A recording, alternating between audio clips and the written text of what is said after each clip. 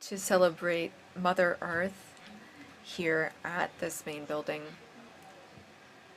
I'd like to welcome all of the distinguished representatives of the permanent missions and observer missions, Ms. Barbara Kochwar from the Executive Secretariat for Integral Development, as well as the team from the CD chair team.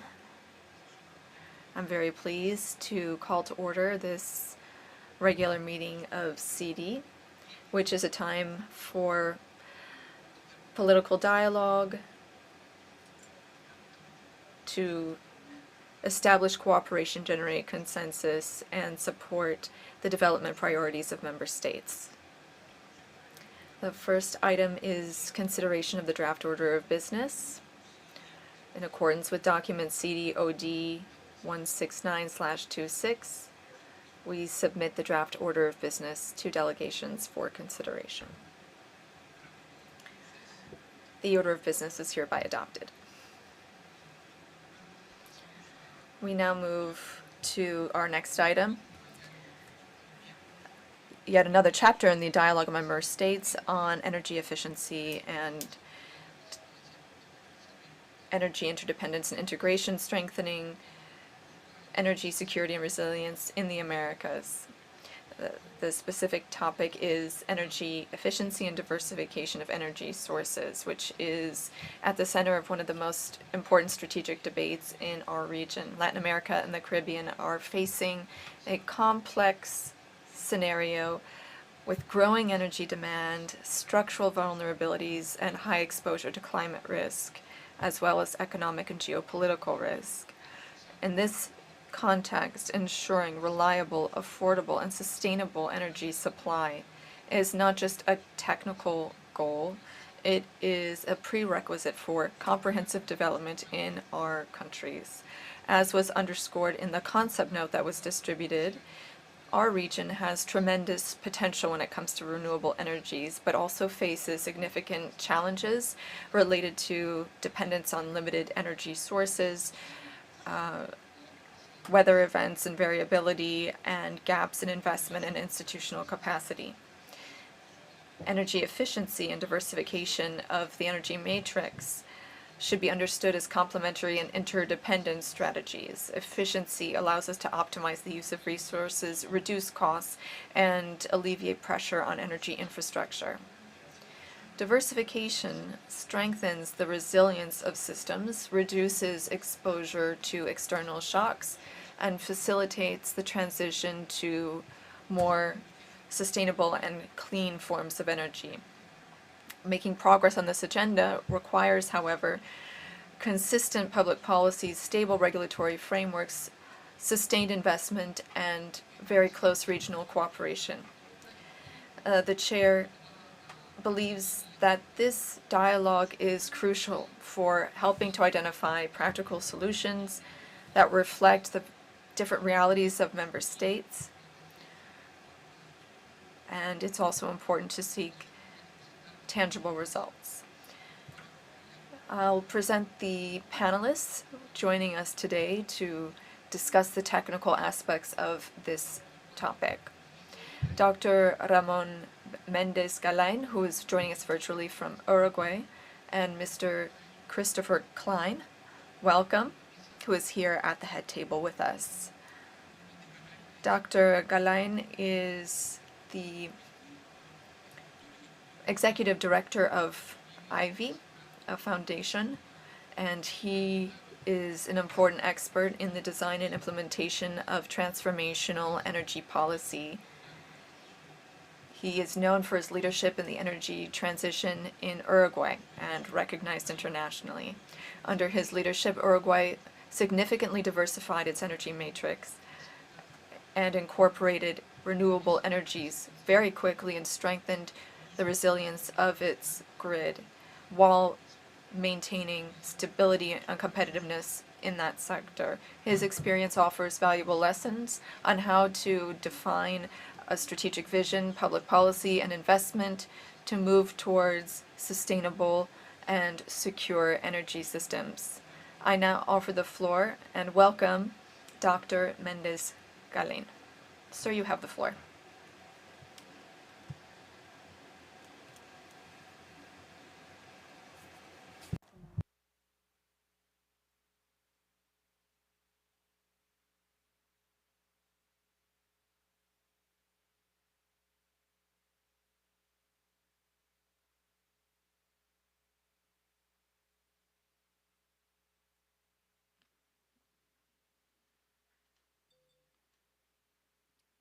Por favor, darle la palabra al señor Méndez.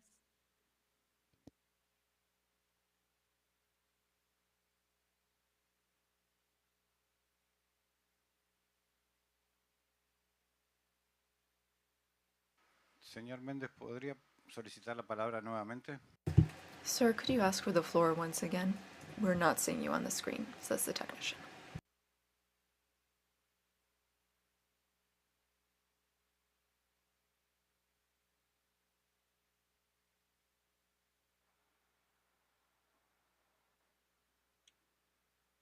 ¿Me escuchan ustedes? Can you hear me? Yes, we can hear you and see you. Thank you very much. Thank you for introducing me. Representatives, I'm going to speak today about certain aspects of energy matrix diversification. We are living at a paradoxical time. On the one hand, the world is seeing increasing geopolitical tension, recent conflicts, and what we're seeing in the Middle East. It's clear how important energy is to power, interdependence, but at the same time, we've never had so many new technologies at our disposal which can transform this reality. That's the paradox. At a time of great geopolitical fragility, there are yet conditions for better energy autonomy. We have seen the drivers of some of these renewable technologies. Climate change is not going to go away, and we need to focus on key technologies like wind, among others, and these technologies are mature enough to have reached strong potential. This has just happened in recent years. Two changes took place at the same time. The first one was substantive and resolved a lot of the technical issues that made it difficult to integrate those technologies into electricity production. These renewable technologies are much more reliable than they used to be, and sometimes they're more reliable than fossil fuel-based grids.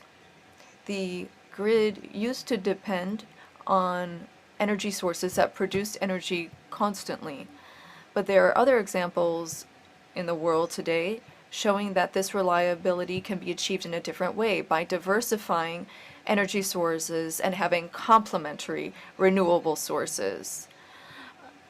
Wind and solar variability is no longer the technical obstacle that it used to be, and we shouldn't be surprised because human engineering was able to send a man to the moon a half century ago, and resolving energy intermittency was not that difficult in comparison. In recent years, along with what I just said, we've been able to develop systems with much more involvement of renewable energies. At the same time, costs have gone down for wind and solar energy and for batteries. They are some of the cheapest sources of electricity for most countries in the world, specifically for almost all countries in our region. This is a change in paradigm, which has also led to a change in the geopolitical situation. All of this is allowing us to change how we design electricity markets. Traditionally, there were spot markets, prices were volatile, but now we have long-term contracts, which has profound implications because when you have more stable, predictable, and safer systems for investors and consumers alike. This is the key geopolitical concern. Countries' exposure to external shocks has been reduced.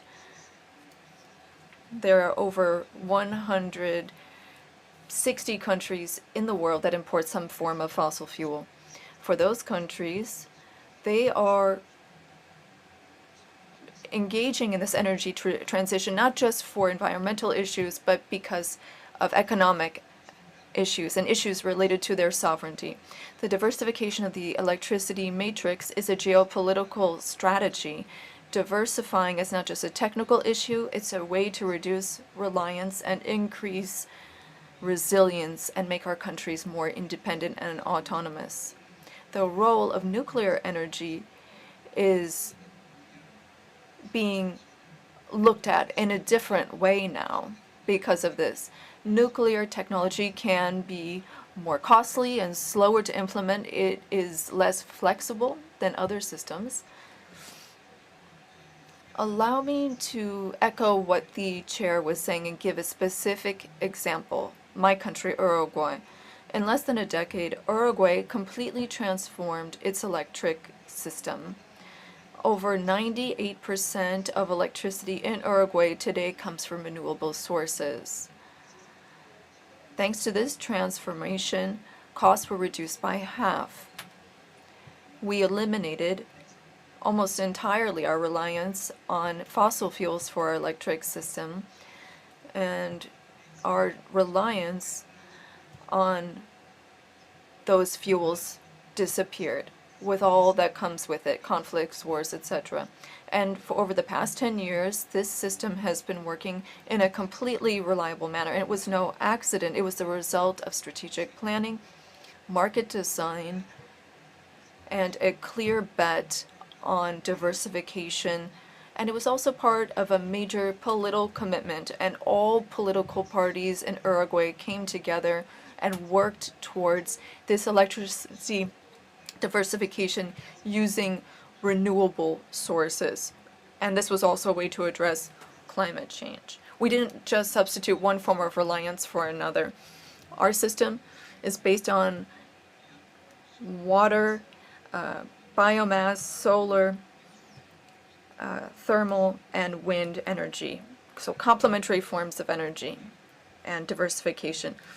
For the Americas, this is a historic opportunity, especially for energy importing countries that want to reduce costs, reliance, and price volatility. But it's also a challenge for energy producing countries because the energy transition is not just an environmental issue, it is fundamentally a geopolitical and economic issue. And this transition is going to happen. It will happen sooner or later because new technologies are increasingly competitive. So the challenge for producing countries is not just to change their energy matrix.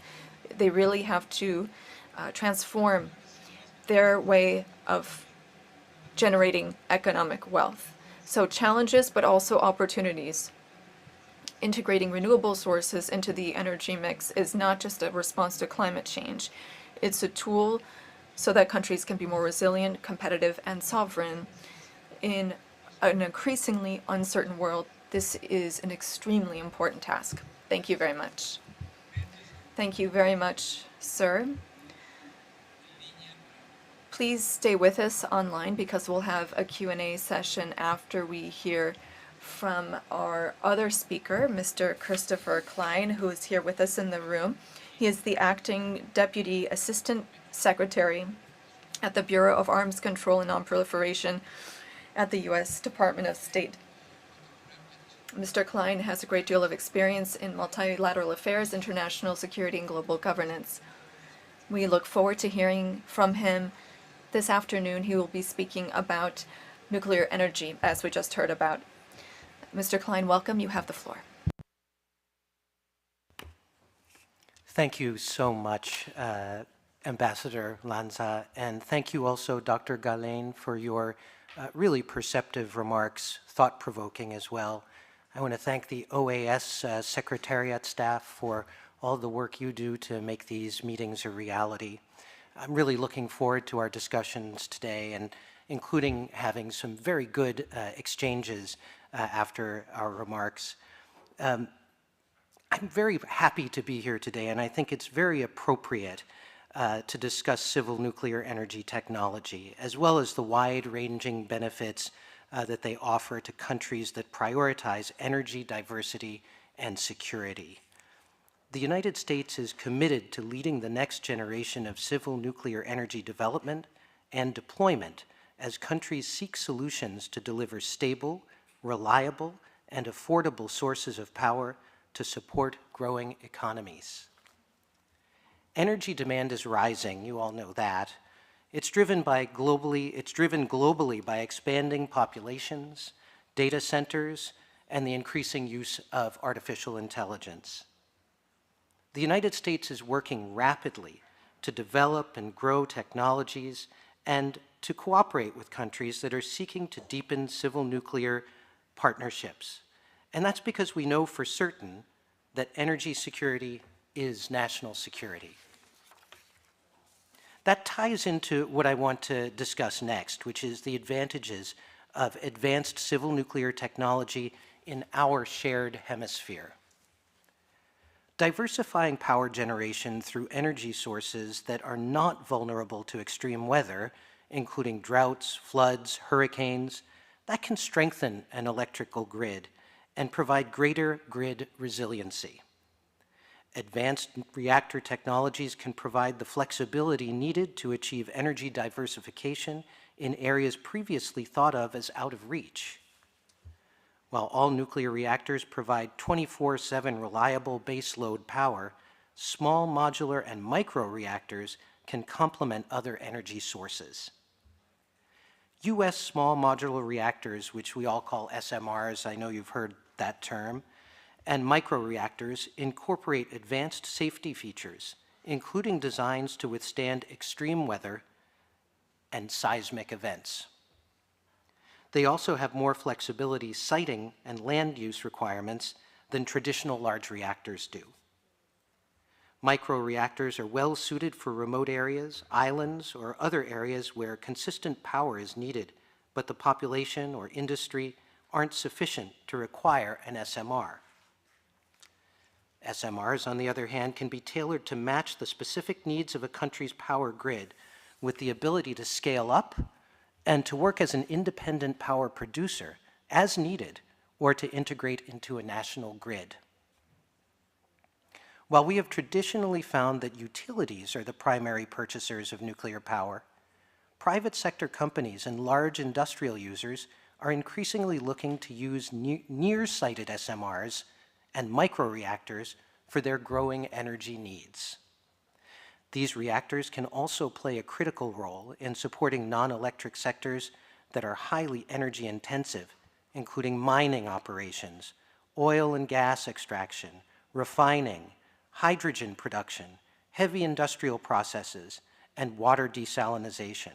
And all of this is with a view to helping countries meet economic development and energy security goals.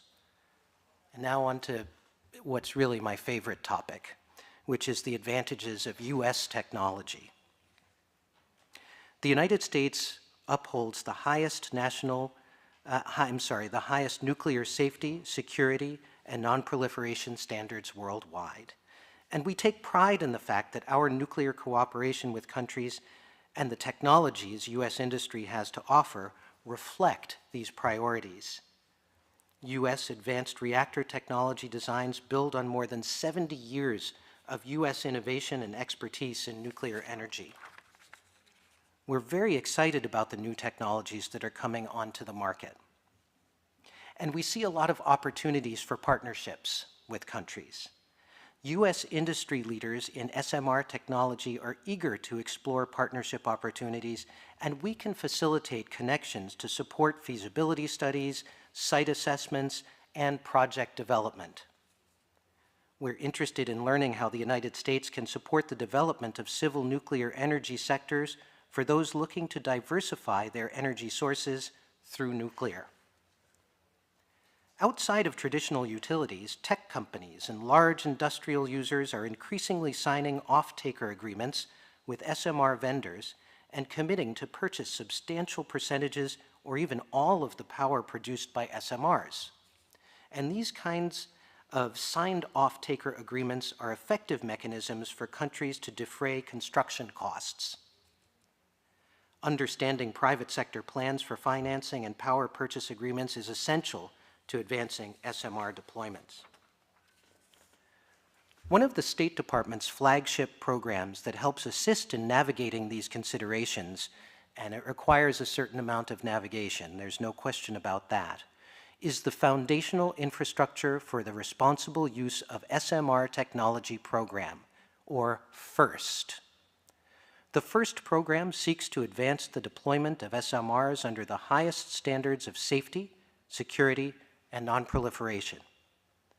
FIRST harnesses the power and innovation of the nuclear industry to advance energy security worldwide by engaging potential nuclear energy newcomers through technical training, consultancies, conferences, civil nuclear energy tours, and site visits. I've been so impressed with FIRST's activities, and I really encourage all of you to learn more about them. And I think many in this room already do have experience with FIRST. FIRST has successfully partnered with countries across the world, including in Latin America and the Caribbean.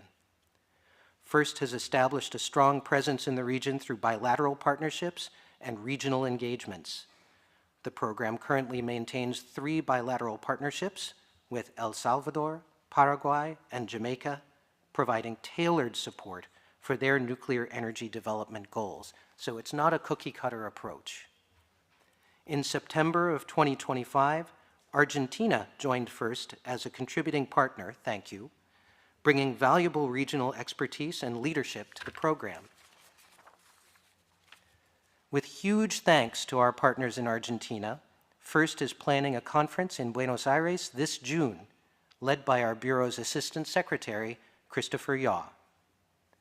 Many OAS member states will be invited, and we hope FIRST will grow in Latin America and Caribbean regions over the coming years as worldwide interest grows in deploying SMRs, while ensuring that the highest standards for safety, security, and non-proliferation, you've heard me say that a couple of times now, remain key considerations in energy diversification.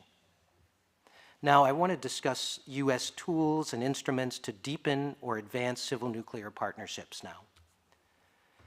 As countries begin to seriously consider incorporating nuclear power into their energy mix, we have various tools at our disposal to share expertise and to assist in developing nuclear infrastructure that is aligned with the highest standards of nuclear safety, security, and non-proliferation.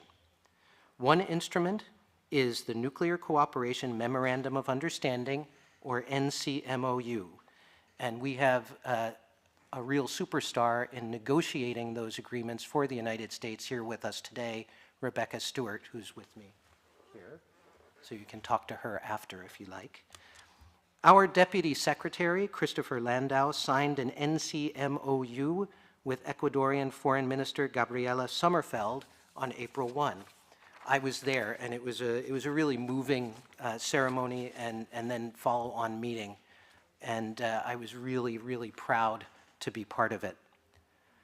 NCMOUs are not legally binding, and they often serve as a starting point for developing new civil nuclear partnerships.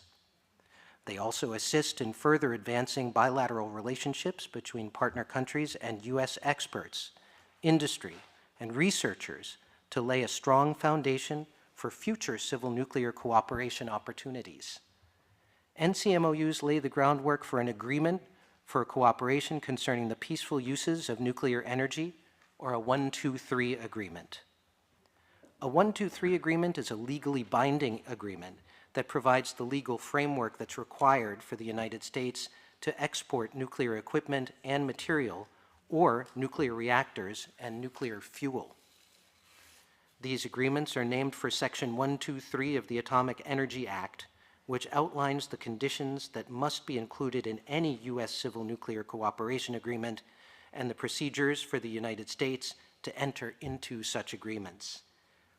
Now, 1 year after Secretary Rubio signed an NCMOU with El Salvador, we completed negotiations for a 123 agreement with El Salvador in February of this year, just a couple of months ago.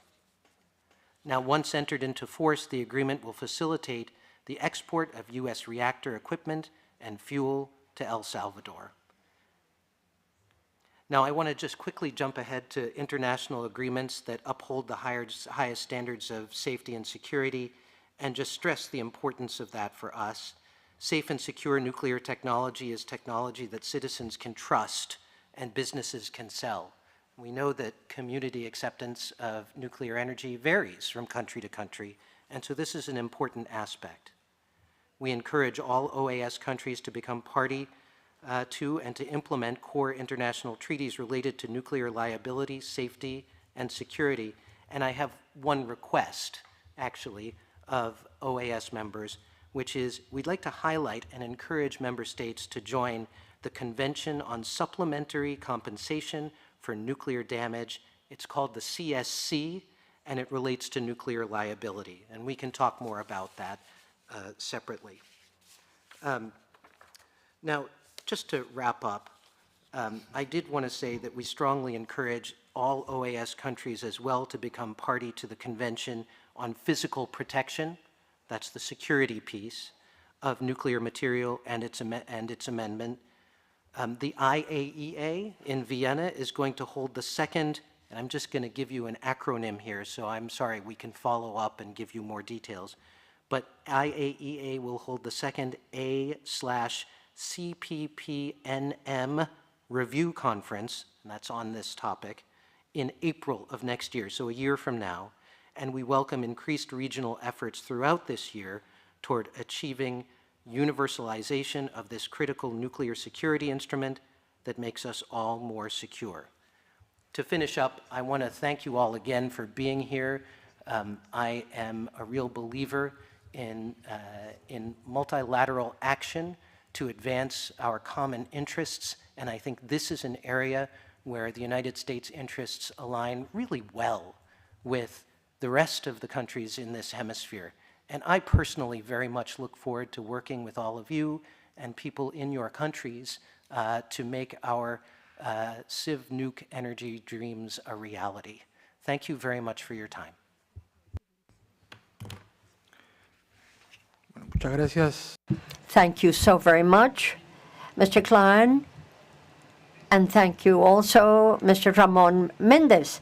Let us now, ladies and gentlemen, give ourselves a little bit of time to listen to each other and offer you the floor, certainly. If any of you do have any questions or indeed comments to offer. Chile is recognized. Thank you, Chair.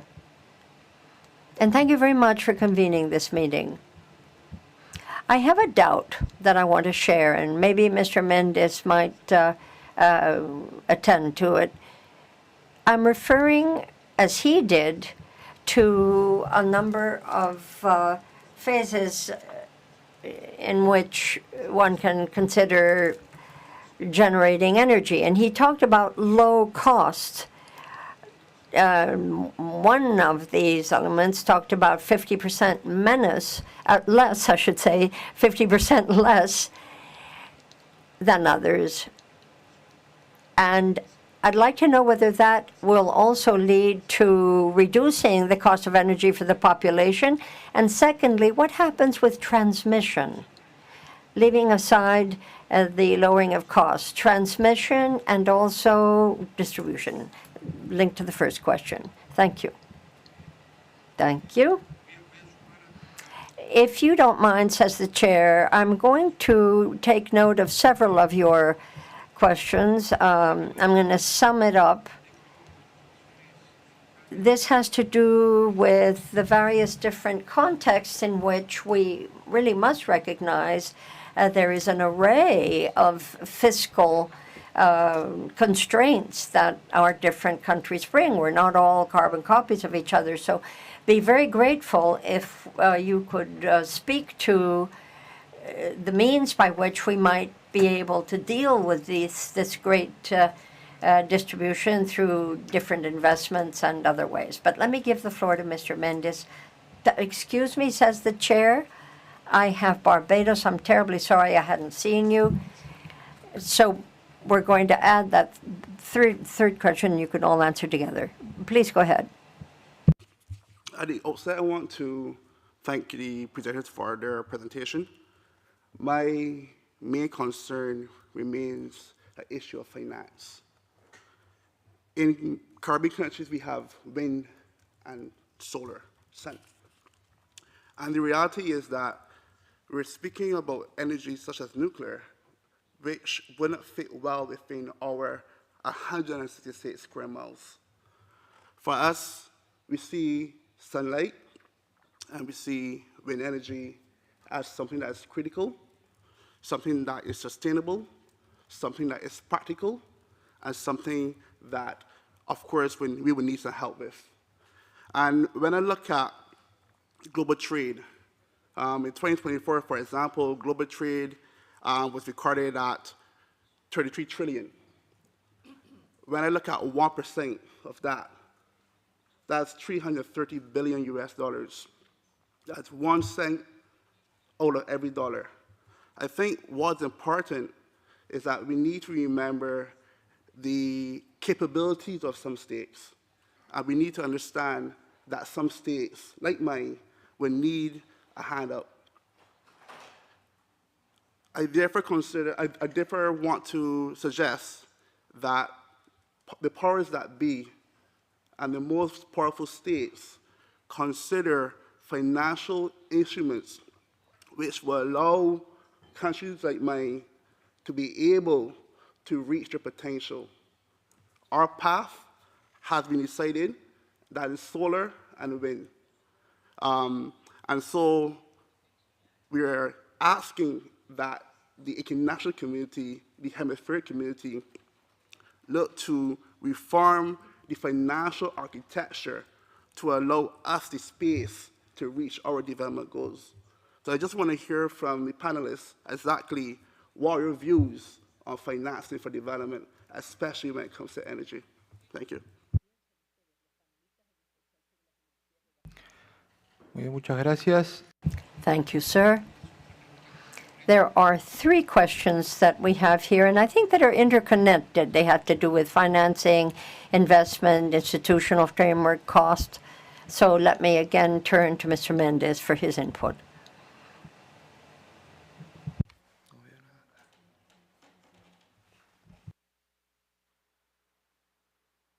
Muchas gracias. Disculpa, llegó un tiempo para poder tomar la palabra. Muchas gracias. Thank you.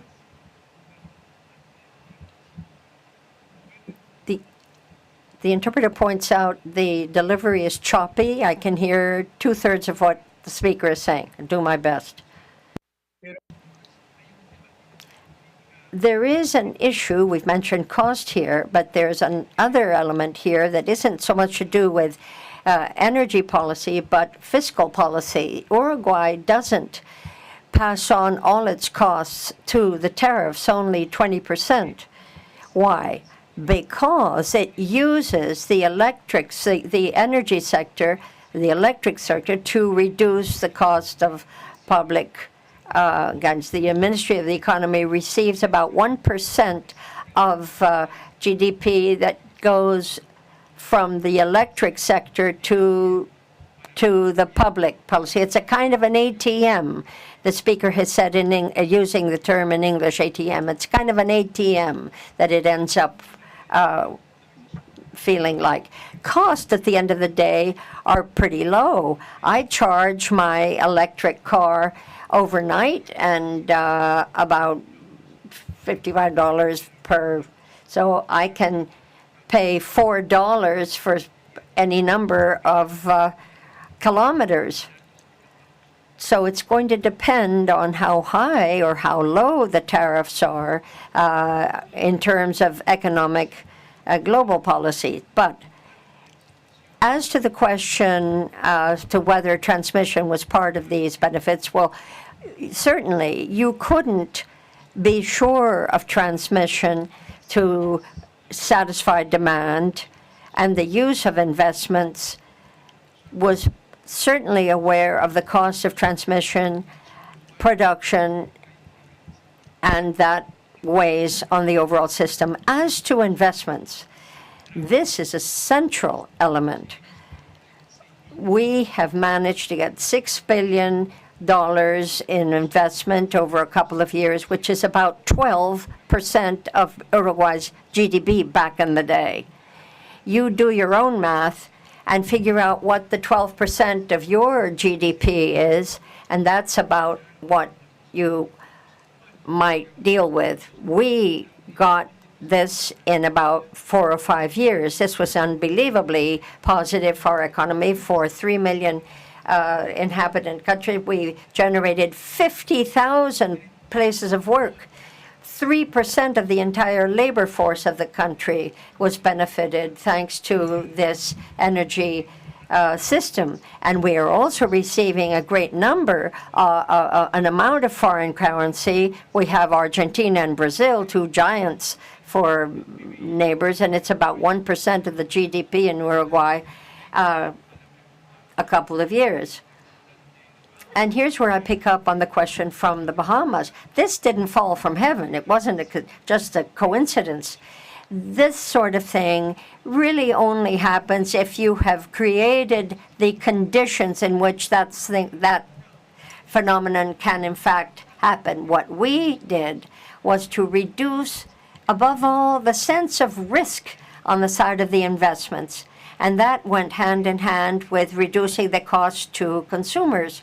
That ended up changing the rules of the game, as it were, and became very, very popular, and it got us a lot of new investors. That's really the name of the game, I think. You need to change the rules of the game so that game favors these new energies. When one does that and allows therein a good competition between the renewable energies and the old energies, you're going to find that the new energies win out all the time. This, at least, is the experience that we've had in Uruguay, and over the last couple of years, I've been working with a number of governments in the region to share our information. Let me take the case of Colombia, for instance.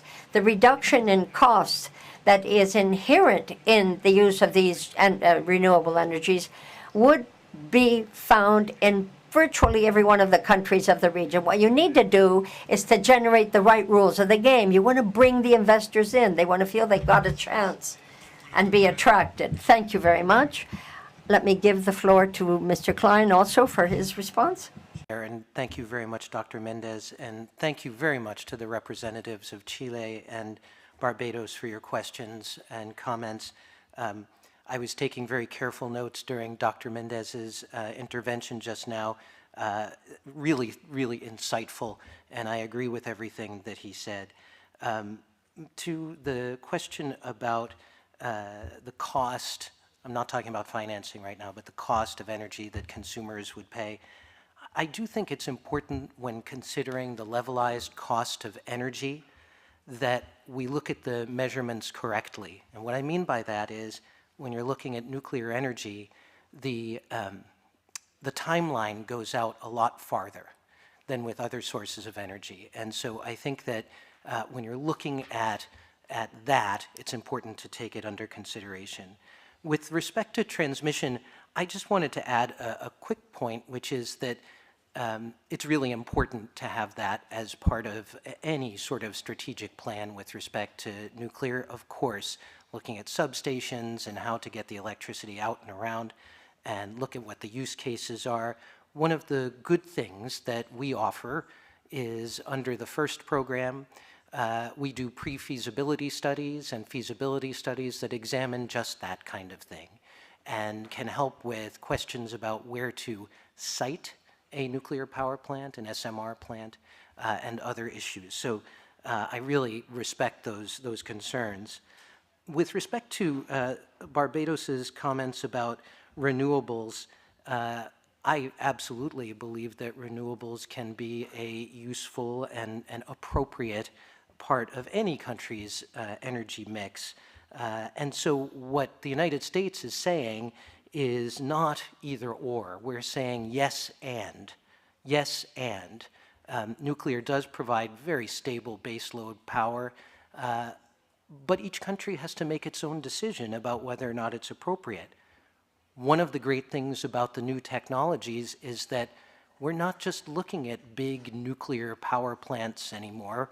We are looking at small modular reactors, and we're looking at microreactors. We have a very ambitious plan here in the United States for microreactors to reach, to be able to be, not used, but what's the word? To reach full capacity, anyway, to show what they're capable of by July 4th of this year. And so I look forward to seeing that. And so I have had some discussions with small island nations that are interested in deploying nuclear, and they are looking at microreactors and small modular reactors as potential options. But it's really up to countries themselves to make those decisions, of course. With respect to financing and the financial architecture, it's very appropriate for you to ask that question, so thank you. Things are changing. And what I mean by that is, for the United States, we have a couple of tools that can be used. We have the US TDA, the Trade and Development Agency, and they can help fund SMR feasibility studies. US TDA often uses grants. EXIM, the EXIM Bank, now to get EXIM loans, a country is required to be party to the CSC, that convention I mentioned on liability. But EXIM now does fund nuclear projects. The Development Finance Corporation here in the United States also can be helpful. And just last year, the World Bank announced an end to its moratorium on financing nuclear projects. So there are a lot of interesting possibilities out there, and we are absolutely prepared to partner with countries to examine them and to look at what might be most suitable, because as you mentioned, Dr. Mendez, not every country is the same, obviously. And we're here to be a good and solid partner with you on as you look at your energy future. Thank you. Bueno, muchas gracias nuevamente. I thank you, both panelists. Appreciate your input.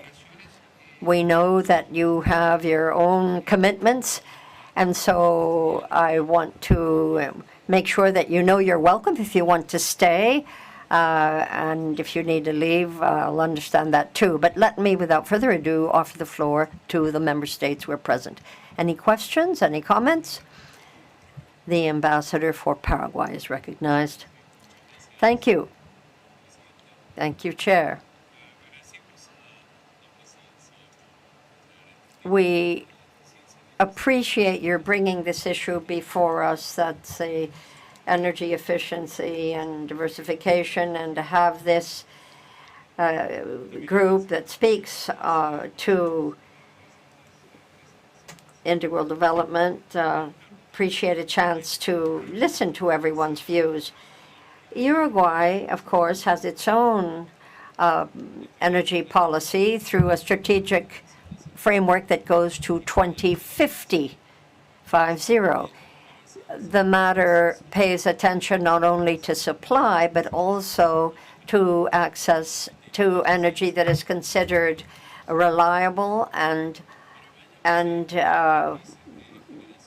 within the realm of one's financial possibilities to acquire. But that's not the only set of parameters we're looking at. We have a framework that goes to 2024 to 2043 that ANDE, our electricity company, is looking at non-conventional sources of energy to try to satisfy the demand for energy in my country. We're looking at solar energy, hydroelectric programs also of small and medium scale.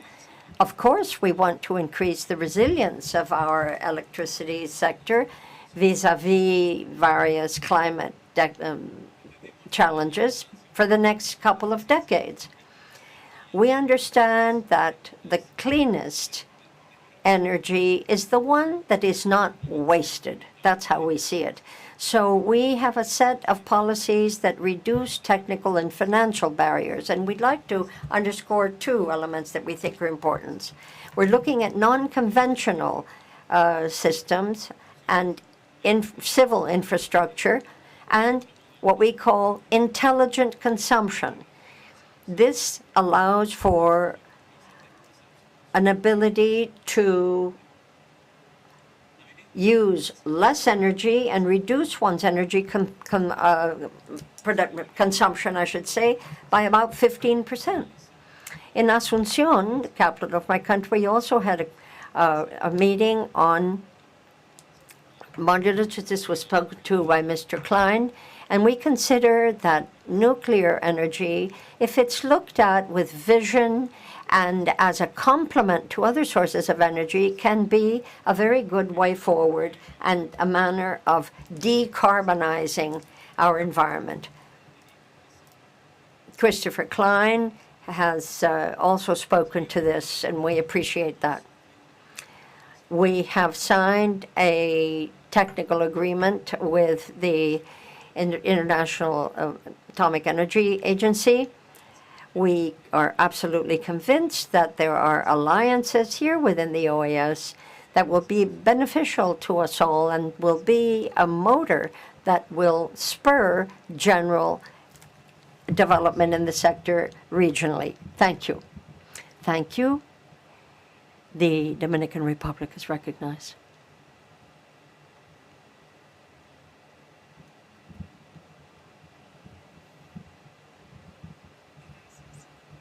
Thank you. We're very grateful that this meeting has been called and a chance to speak to diversification and the means by which we can move to more resilient, more sustainable, and safer energy sources in our region. In this context, in which there is a growing increase in the demand for energy, volatility of prices at the international levels, and the, of course, unpredictable situation given global warming, we have been looking at imported fossil energy and other sources to see how we can do better and what strategies would be best for us. We found that in order to spur diversification, we would do well to focus on the solar and aeolic, that is wind energy, with the possibility of transitioning from one to the other. We reached a renewable installed capacity of over 1,300 megawatts, more than 23% with regard to generation. That growth has allowed us, little by little, to reduce our use of hydrocarbons and oil derivatives. Looking to the future, our country is going to continue down that road to transformation. Between 24 and 35, we are planning to launch a series of new renewables. It'll bring more than 1,500 additional megawatts to the system, and that will allow us to reach the goal of 30% of the participation of renewable energy between now and 2030. That's what will be on our electric grid. And, in fact, satisfies the commitments that we have made. Our country finds that this is the way to go in terms of energy efficiency and diversification. These two go hand in hand. It isn't one or the other. The idea is to ensure that demand is moderated and that we have variable sources. We want to be able to have resilience in the system, however, and to be sure to diminish our exposure to external risks. That's why we've been looking at rational uses of energy in the public sector, the use of efficient technologies, and have energy audits and labels that are affixed to different productive sectors so that people know what they're using and what they're using or how it ranks. However, we do understand that there's going to be the need to do more, strengthen our infrastructure, strengthen our warehousing of this energy. How can we use more robust systems from the standpoint of energy, and how we can use more and more clean projects, clean energy projects. This, we believe, will also assist us in strengthening regional cooperation. CD and the OAS will play a very important role in that regard. Technical assistance in the mobilization of resources will assist us to move from these different goals to better goals throughout the Americas.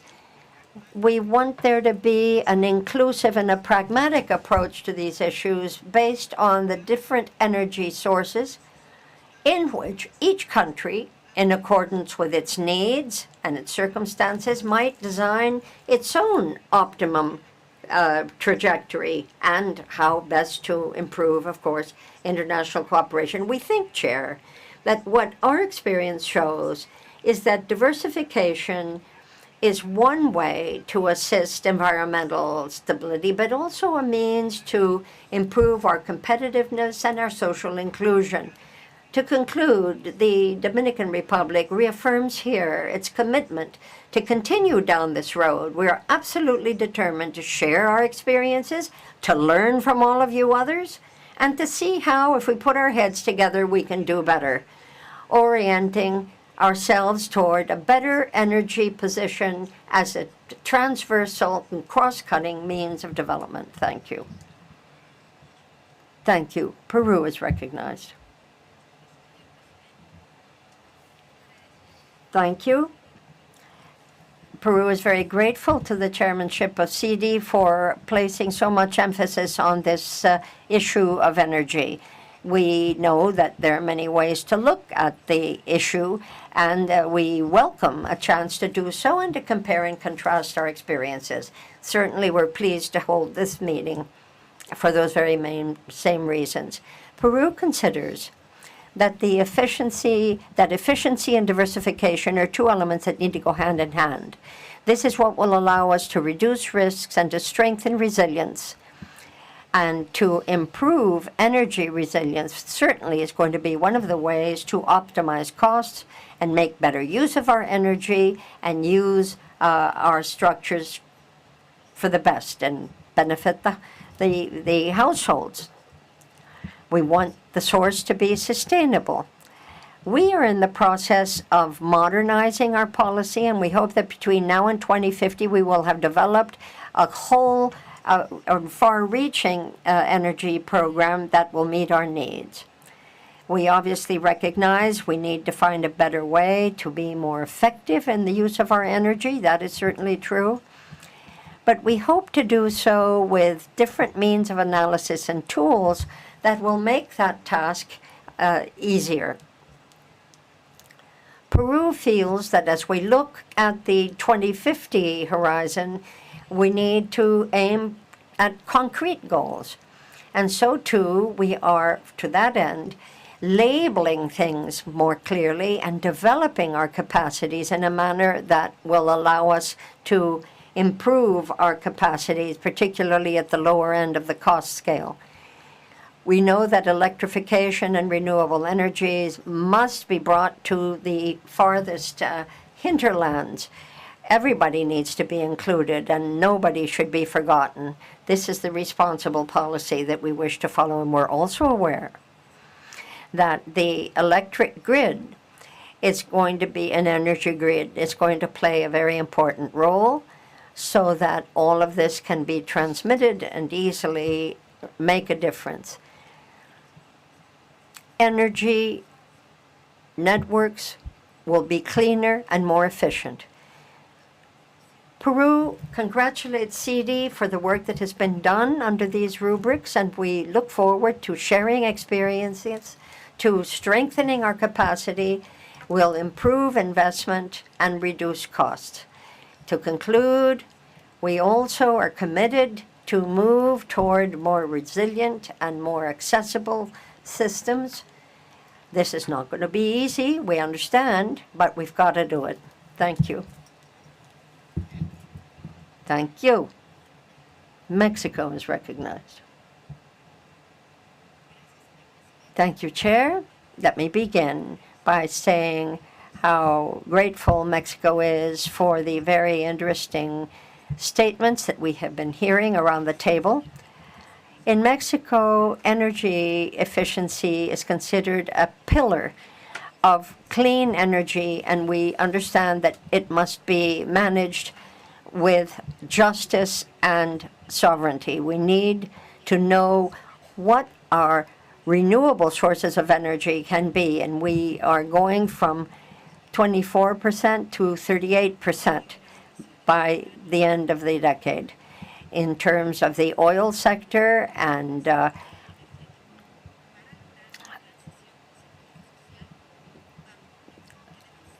different impacts on the global energy, we need to be sure that we will accept the Framework Convention of Climate Change and the 2030 agreement on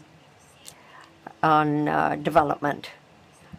Uses that will be the most effective are being looked at in terms of what measures can be taken and what practices can be improved upon in all of the different layers of the population.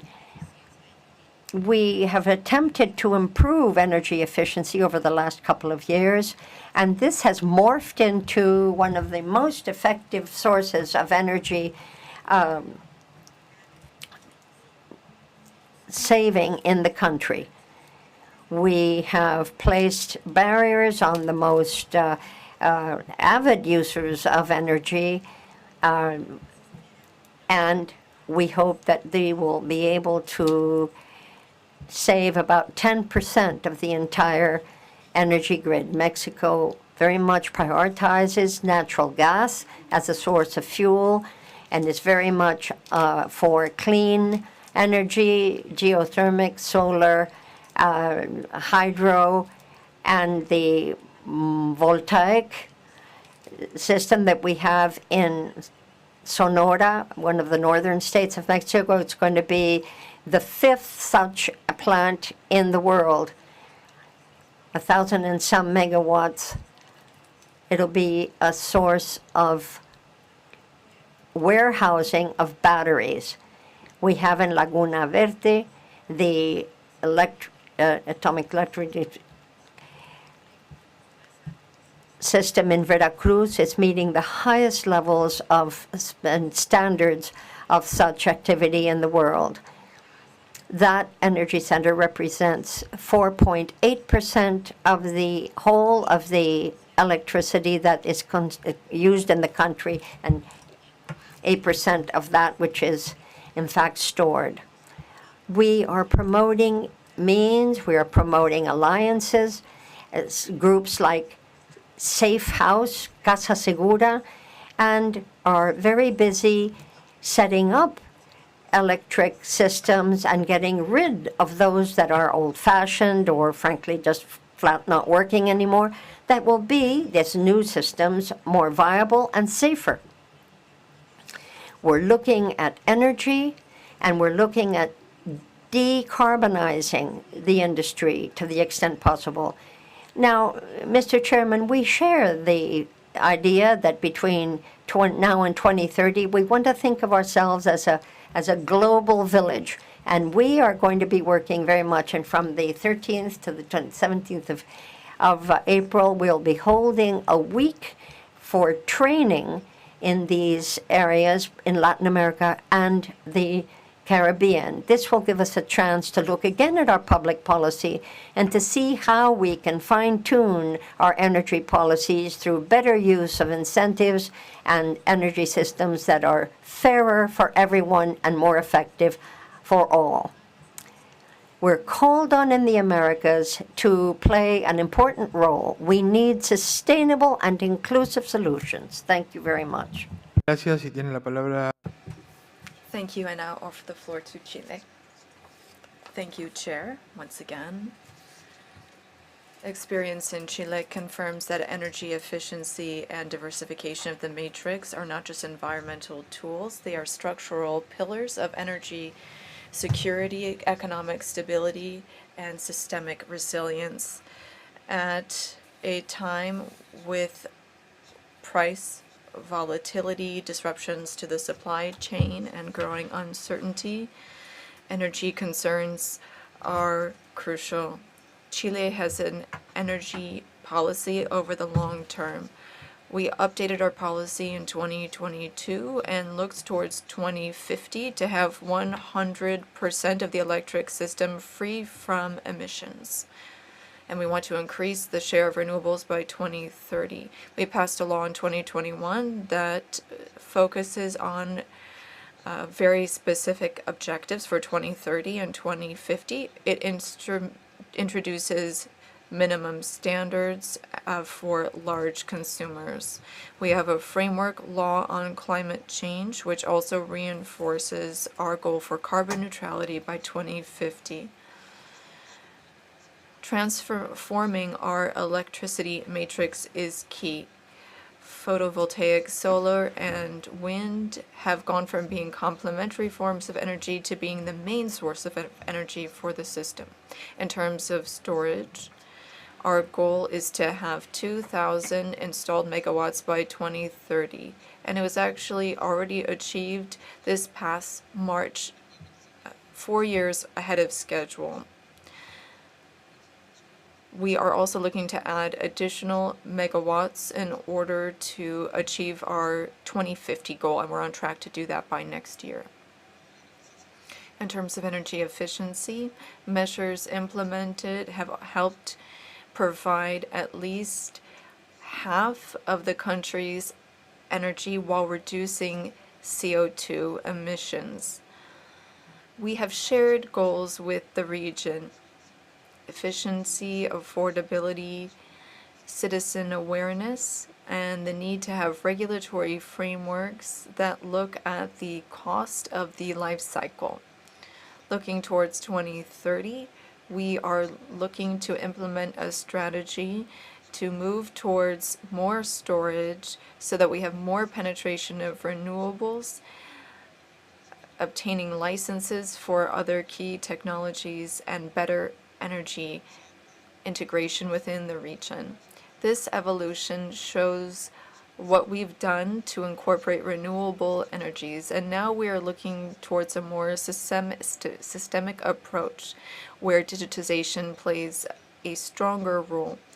Diversification and resilience will make us more robust, and our energy systems will be more resilient and affordable for present and future generations. Thank you. Thank you. I offer the floor to Brazil. Thank you very much, Chair. We'd like to thank all of the specialists who joined us today. Thank you very much for your inputs. With respect to energy efficiency and diversification, this is an important issue given the current context. For our country, having a diversified electricity matrix is a key pillar for sustainable development. This objective requires the use of economic, regulatory, and technological tools. Energy planning over the long term is needed, as well as legal frameworks for complementarity of different sources of power. Our experience in recent decades shows the impact of public policies. Our country has adopted measures to diversify the electricity matrix. We've looked on the supply and demand side. We've expanded our use of wind, solar, and PV, which account for a significant percentage of energy generation. Our public policies have helped with this and made us more competitive. We have also made progress in terms of our regulatory framework, especially when it comes to renewable energy sources in order to address demand.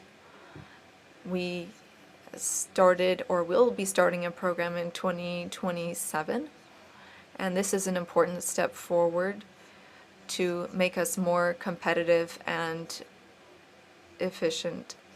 We also underscore the importance of specific programs that replace obsolete equipment in buildings and in industry, among others. This modernization helps address growing demand and increases the amount of available infrastructure. We've also invested in R&D, which is important for technological development, improving local capacity, and having a skilled labor force.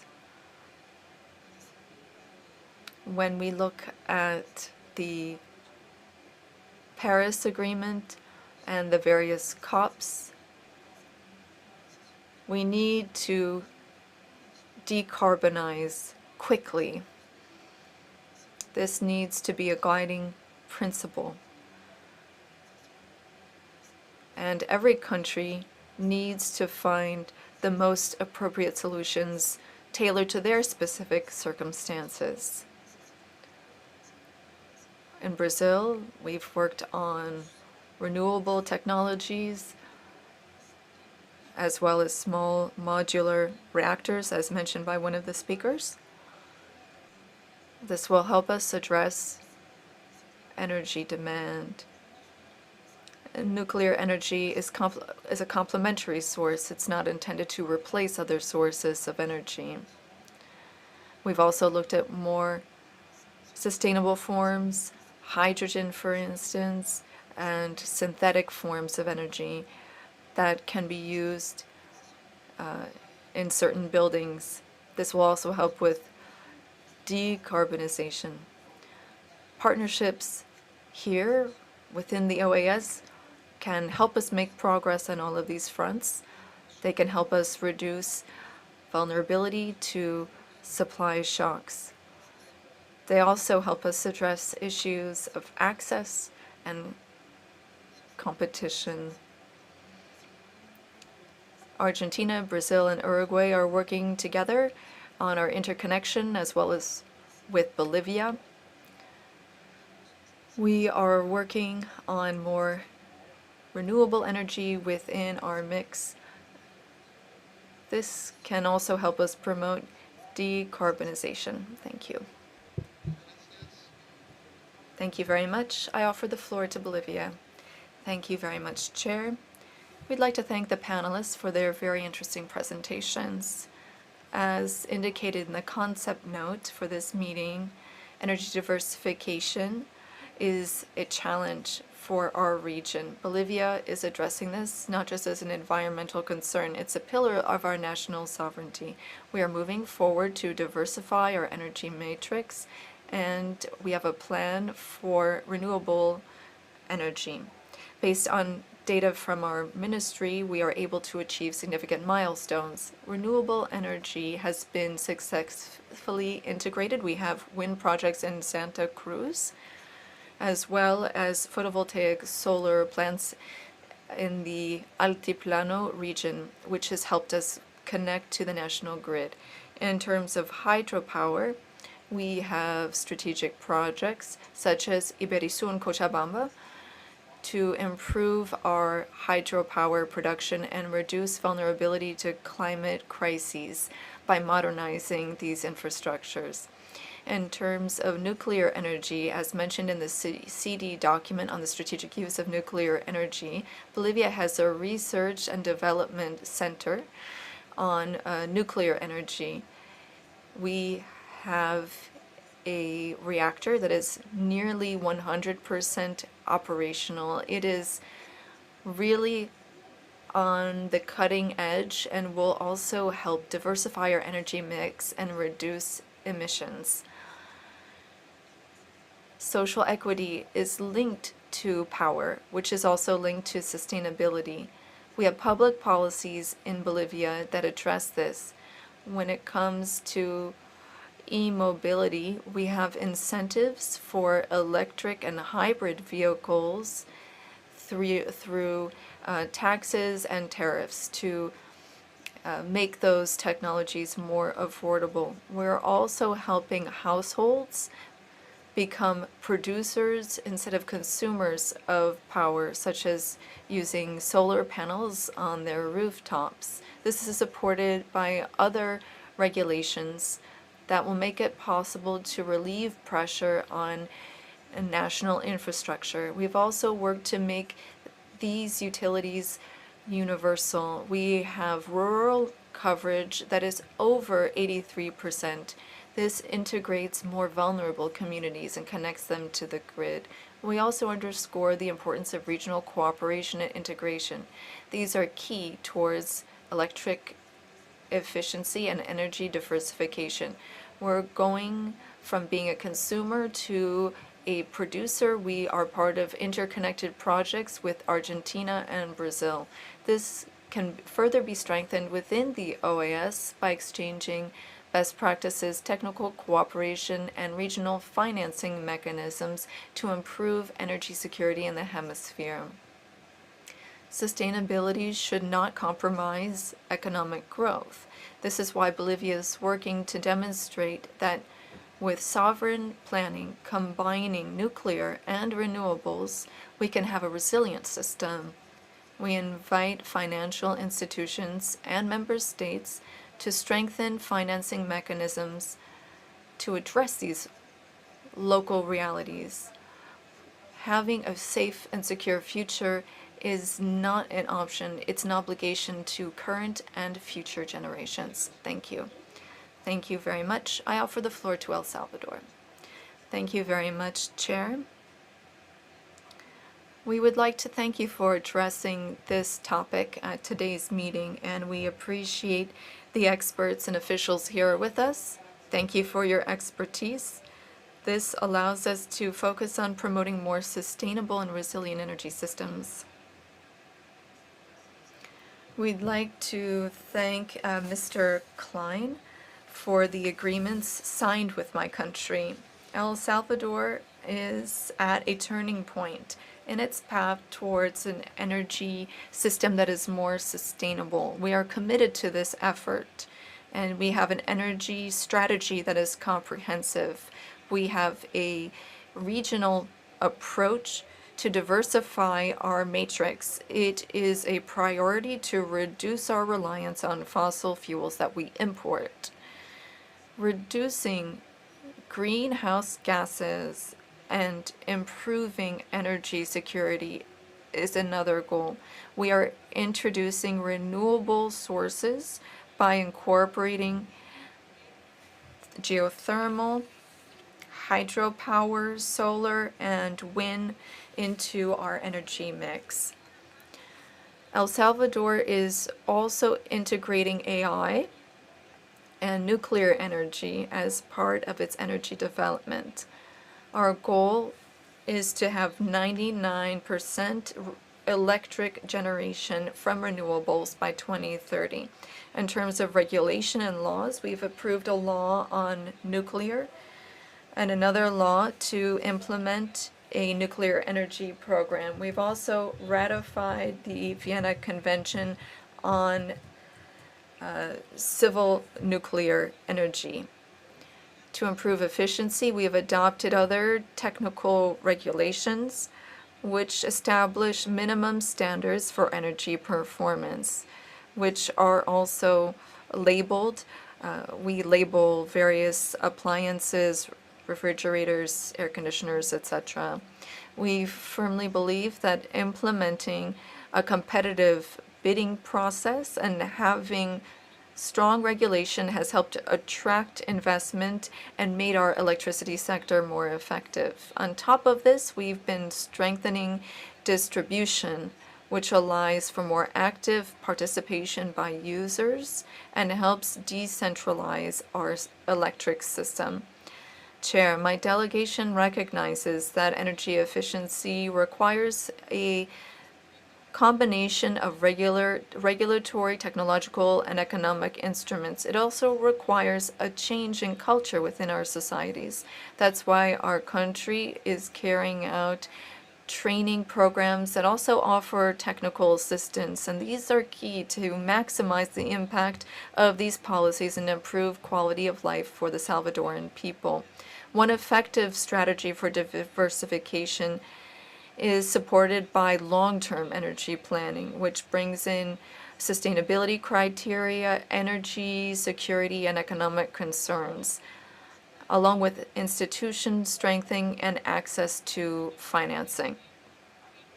We reiterate the importance of continuing joint efforts based on lessons learned and best practices shared at this session. This will strengthen our technical and institutional capacities in the energy sector in our states. This is especially true within the OAS. We have the challenge of effectively using mechanisms that the organization has at its disposal to strengthen inter-American cooperation in this domain. We reiterate El Salvador's willingness to contribute based on our experience and realities and capacities so that we can achieve energy autonomy and sustainability to the benefit of our peoples. I thank you. Thank you very much. I offer the floor now to Canada. Merci, Monsieur. Thank you very much, Chair. First, we would like to thank the panelists for their presentations. As underscored by the concept note, the countries in our region are facing increasing energy demand as well as increasing climate risk. There's also the need to have more resilient and more flexible electrical grids. Energy diversification and improving energy efficiency are essential in order to address these challenges. We also need to have reliable and affordable energy for our citizens. In order to achieve greater diversification and resilience, Canada underscores the importance of various aspects. One, long-term public policies and sending clear signals to global markets with respect to our commitment to decarbonization so that we can reduce investment-related risks and offer greater certainty to investors. Ensuring that government support measures are accessible so that we can have a level playing field. Addressing legislative obstacles as well as regulatory and market barriers that hinder growth of the system. We need to invest in strengthening and modernizing grid infrastructure so that we can deliver energy and power where they are needed. Also believes that energy partnerships can significantly strengthen regional security by transforming isolated national grids into a coordinated network. By sharing real-time information and linking infrastructure, OAS member states can more easily integrate diverse energy sources, such as wind and solar, which often require a larger, more flexible grid to be reliable. The value of this type of cooperation was clearly seen during the 2022 Russian gas crisis, triggered by Russia's full-scale invasion of Ukraine. During this crisis, European operators used their interconnected system to shift power across borders and prevent a total failure. For the Americas, similar partnerships can help ensure stability and efficiency to the region when one country faces a supply shortage or natural disaster. On the role of nuclear power in a diverse and sustainable power generation portfolio, Canada sees nuclear power as a key part of the solution to the global energy transition, providing reliable, non-emitting baseload power that supports both energy security and growing electricity demand. Canada has an integrated nuclear value chain, spanning uranium mining and milling, refining and conversion, fuel fabrication, reactor technology, nuclear power generation, and long-term radioactive waste management. As we look ahead, Canada encourages continued collaboration across the hemisphere to advance diversified, efficient, and resilient energy systems. By sharing best practices, strengthening regional cooperation, and supporting innovation across all technologies, OAS member states can build power systems that are more secure, more sustainable, and better able to withstand future shocks. Thank you, Chair. Muchas gracias. Thank you very much. I offer the floor to the United States. Thank you, Chair. As clearly outlined in the United States 2025 National Security Strategy, the prioritization of the Western Hemisphere sends a strong and unequivocal signal of the importance placed on our region.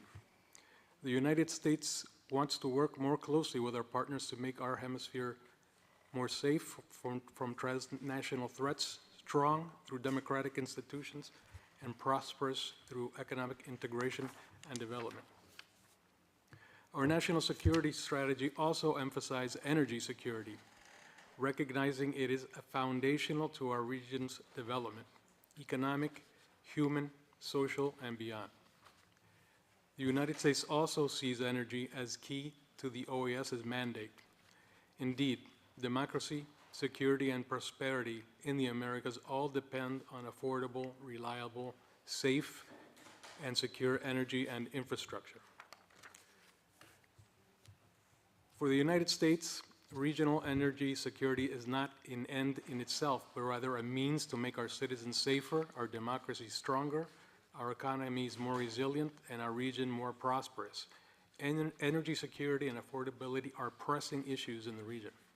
High electricity and energy costs hinder development, discourage private sector investment. As the demand for energy continues to increase, we must look at all available options to meet that demand with affordable power.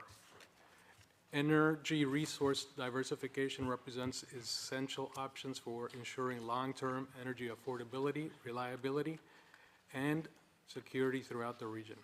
We must promote more diverse energy sources, including geothermal, liquefied natural gas, and of course, nuclear. Batteries are also key to providing backup power in the case of blackouts and ensuring energy systems remain reliable. Mr. Chair, now more than ever, we must work together to ensure our region's future and our energy independence. The diversification of our energy sources reduces our dependencies on single fuels and technologies and our reliance on extra-regional actors. Thanks to the United States Department of Energy, investments in geothermal research and development have made next-generation geothermal energy a global opportunity. Geothermal has the potential to address some of our region's most pressing concerns, such as transmission bottlenecks, high energy costs, curtailment, and droughts. With its considerable potential, this technology could be transformative for our region. We see this in Dominica, where its first geothermal facility built by a U.S. company and with our support recently came online. This facility reduces reliance on costly imported fuel, lowering costs while reducing vulnerability to supply disruptions and extreme weather events. We want to work with more partners to realize the full potential of this technology. As you heard earlier from Acting Deputy Assistant Secretary Klein of the Bureau of Arms Control and Non-Proliferation, nuclear energy has also become an increasingly viable option for some countries in the region. Last year, as it has been mentioned, we signed a Memorandum of Understanding on Civil Nuclear Cooperation with El Salvador and signed another with Ecuador earlier this month. Through these nuclear cooperation memoranda of understanding, the United States is able to help our regional partners build their own infrastructure for responsible use of civil nuclear energy and technology while upholding the highest standards of nuclear safety, security, and non-proliferation. Thank you, Mr. Chair. Gracias. Thank you very much. I offer the floor to Uruguay. Thank you, Chair. Uruguay has strengthened its electricity matrix. It is one of the most decarbonized in the world. The energy transition is not just a theoretical exercise, it's a concrete, tangible practice. We've implemented public policies, regulatory frameworks, and a long-term vision to achieve this development, and it is a replicable model elsewhere in the region. We believe that energy security in the 21st century does not only rely on producing more electricity, but to produce it better with diversity and regional cooperation. Uruguay has learned that diversification is not an end in itself, it's a key strategy for sovereignty. Our experience shows that the key lies in complementarity. Hydropower, wind, biomass, solar have created a system to address extreme droughts and volatile international prices. We've gone from 35% in 2025 to some 90% electricity production from renewables. We have auctions, and this provides certainty to investors. This accounts for some 3% of GDP invested in infrastructure. We've also addressed demand and address the intermittency issue of renewables. In terms of investment, we can also share that in 2026, we have already improved investment in solar energy. We will be building the largest solar park in Uruguay. It will be built in the city of Melo in northeastern Uruguay with several thousand solar panels. This is a significant investment for our country. Diversification strengthens resilience in the face of external shocks. We'd like to recognize here that the most sustainable form of energy is one that can address demand. Clean, cheap, immediate energy. We have incentives that are based on results. We have energy efficiency certifications, which can help monetize those savings, and they make efficiency an economic activity. When you have performance standards and labeling, it protects the environment and strengthens competitiveness of our industry and the economy. Energy security in the region is a collective challenge. It requires physical integration as well as regulatory integration. This is without precedent. We used to be a net importer, now we're a net exporter of electricity, with trade reaching a high number of gigawatts with Argentina and Brazil every year. This allowed us, or rather the OAS has helped catalyze this with making renewables a regional public good. With respect to nuclear energy, Uruguay is looking at this with a sense of responsibility. We recognize the potential of SMRs as a source of baseload power.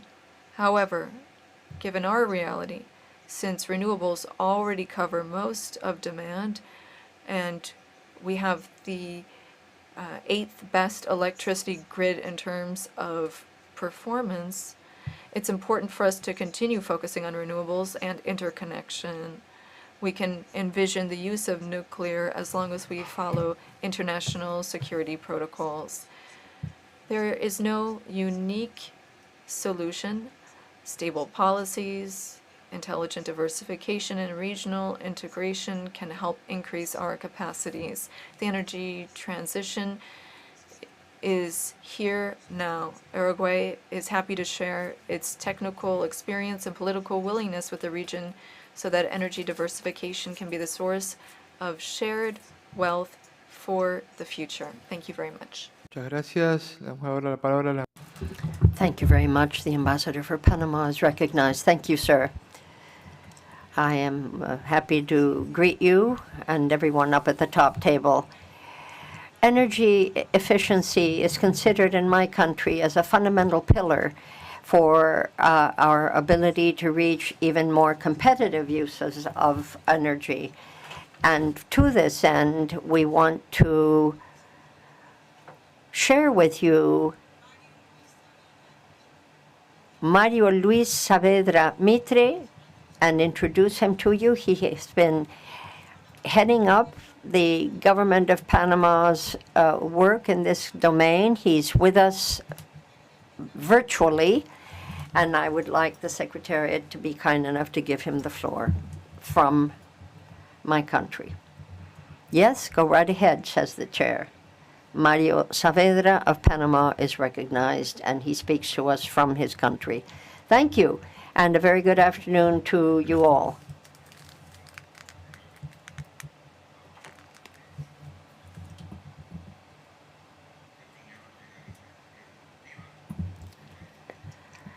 Distinguished representatives of the OAS and members of this board, for Panama, the efficiency in the area of energy is absolutely key.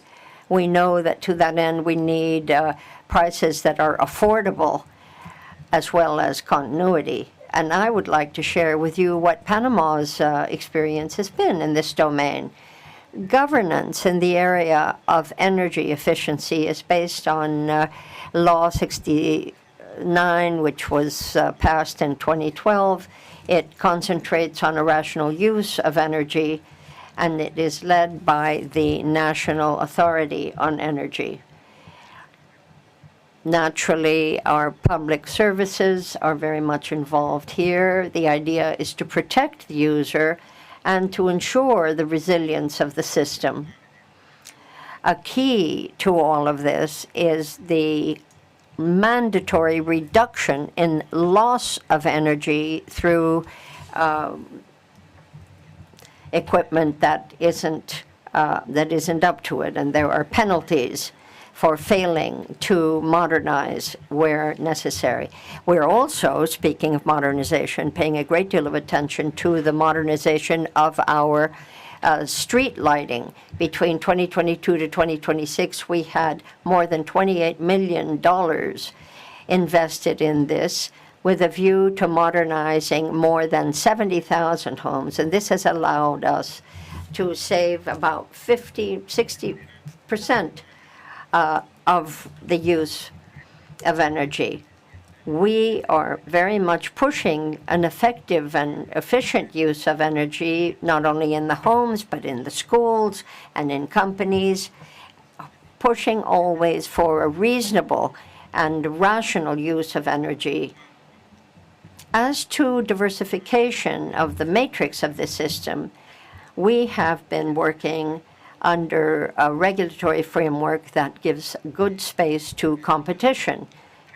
About 2013, some years ago, we started using a great deal of wind energy and other non-conventional sources of energy. We moved quickly to use solar energy, taking now a good slice of the pie. We are bringing operational flexibility and pushing for other renewable sources. Our public services have been following this process through the introduction of interconnection and free access to the networks, as well as setting up a number of tariffs and contractual arrangements that have been blessed, as it were, by our legal framework. We want to be sure to supply the necessary energy through new technologies, thereby attracting new investments as a key for the stability and ongoing use of the electric system. Our system is going to depend not only on new sources, but also on ensuring that the one we've got is sustainable and flexible. For Panama to continue to look to diversification and implementation, we understand that the use of energy has to be accessible, it has to be affordable, it has to be there. And all of this, of course, to give people the assurance that they'll have energy where they need it. Let me say also that my country is very eager to share and looking forward to sharing our experience with those who may be interested. Thank you. Thank you, Mr. Saavedra, says the chair. Pleased to recognize Guatemala next. Thank you. Mr. Chairman, I wish to greet the ambassadors and everyone present here and the head table. We're very pleased to have this on our order of business today, and given the very interesting statements that we've heard. All of that is grist to our mill, and we're happy to share with you also what we're doing to improve our matrix and improve energy distribution in our region. For Panama, these are absolutely key elements by which we hope to reduce vulnerabilities, to optimize our resources, and to make better use of the resources we have. Part of our national strategy is certainly rooted in a diversification of the sources. We have a matrix that is already partially diversified, but we hope to get a better balance among the technologies available as we move forward. The sources of generation will be key as we move forward. That goes to how long projects take to be put into practice and how easily we can move to a system that is at the national level interconnected.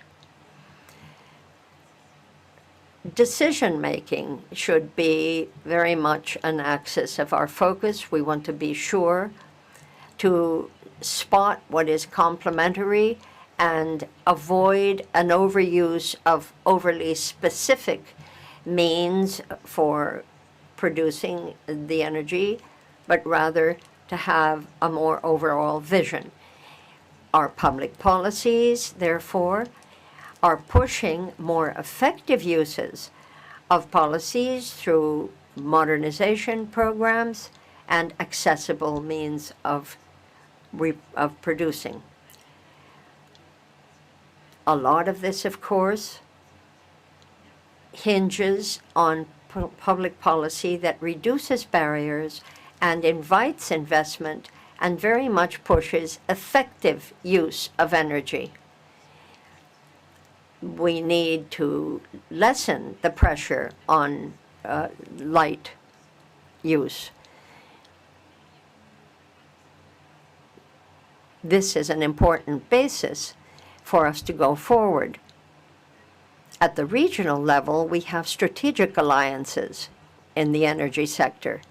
This is key, we feel, for a diversification of what we're doing as well as improving efficiency. We pointed out last time we met that our connectivity in electricity is a very good use of supply and demand, and the alliances among countries will move us all forward to our benefit, adding knowledge and allowing us to increase scale, resiliency, and a greater supply of energy in the whole region. We're very pleased to be able to speak to you today, ladies and gentlemen, and wish to assure you of our great interest in working with you so that we all together jointly and severally diversify our sources and find more resilience in a manner that will allow us to meet the challenges that are today and are tomorrow. Thank you. Costa Rica is recognized. Thank you. My delegation is very grateful for the presentations that have been made. We're very happy that we're discussing this at this meeting because the pillars that we are talking about are absolutely key. We want systems that are resilient and sustainable. we feel that this should not simply be considered as a technical element of diversification, but key to prosperity and diversification in general. We have a matrix that is pretty much based on renewable energy. This is not only viable, it fits our plans for social development. However, we know that it's not just clean energy that we're focusing on, but something that will be sustainable. We have come to understand that clean energy, as important as it is not enough in itself. We need to be intelligent of its use. We need to look at how in homes, in enterprises, and in the transport section, energy is used in a smart way. Cannot underscore that enough. And to that end, we would suggest most respectfully, three suggestions for the Secretariat to note. First of all, make sure that the horizontal exchange of information is more effective. Best practices needs to be favored. We need to not only work with what we've got, but what's coming down the pike and what we're doing better, and share that with each other. Secondly, we need to have a consolidation that all of the member states can look to see what the technical norms and incentives are that have led to better diversification in our countries. And finally, we think that much of CD's value added is precisely that we can put our heads together, not duplicate efforts, and learn from each other. Copy what's smart. Something that's based on low cost and practical solutions that can make a difference to our countries as we move towards systems that are more sustainable and that are safer in the energy sector. So Costa Rica, in closing, wishes to say that we certainly shouldn't be focused on anything other than what benefits implementation. Let us not just think we have to multiply new structures, but do better with what we've got and find solutions that can indeed be adapted to our present difficulties. Costa Rica feels that in this sector we can do something important that will cost less and that will make sure that our regional security in the electric circuit will be better for all. So we're happy to share our own best practices and hope that we together put our heads together, find a better way forward. Thank you. St. Kitts and Nevis is recognized. Excellencies, worthy alternate colleagues, and distinguished Secretariat, allow me to first say thanks to the presenters for the insightful and edifying presentations, as well as to thank the CD for hosting this particularly relevant discussion. Chair, this year, St. Kitts and Nevis is building on the achievements of 2025 by starting to implement the strategic objectives of the Drive and Solarize initiatives that my delegation mentioned in a previous meeting. And our country will be increasing our awareness campaign relating to energy, particularly with respect to these programs. In this regard, Cabinet has approved an electric vehicle transition policy and action plan aimed at guiding the adoption of electric vehicles, EVs, in St. Kitts and Nevis. This plan offers a detailed analysis of both the global trends and the local developments within the electric vehicle industry, providing a necessary context for the transition. The policy articulates a vision for a sustainable transportation future in the Federation, outlining specific goals and targets aimed at increasing the adoption of electric vehicles. These objectives are designed to align with broader environmental sustainability efforts, enhance energy efficiency, and reduce greenhouse gas emissions.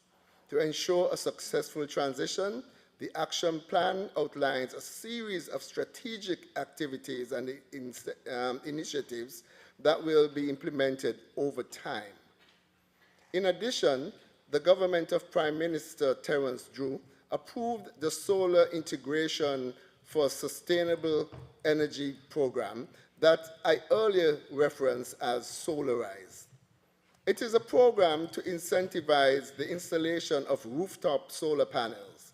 The program aims to create an enabling environment that fosters the growth and distribution of energy resources, which can significantly contribute to the overall energy landscape.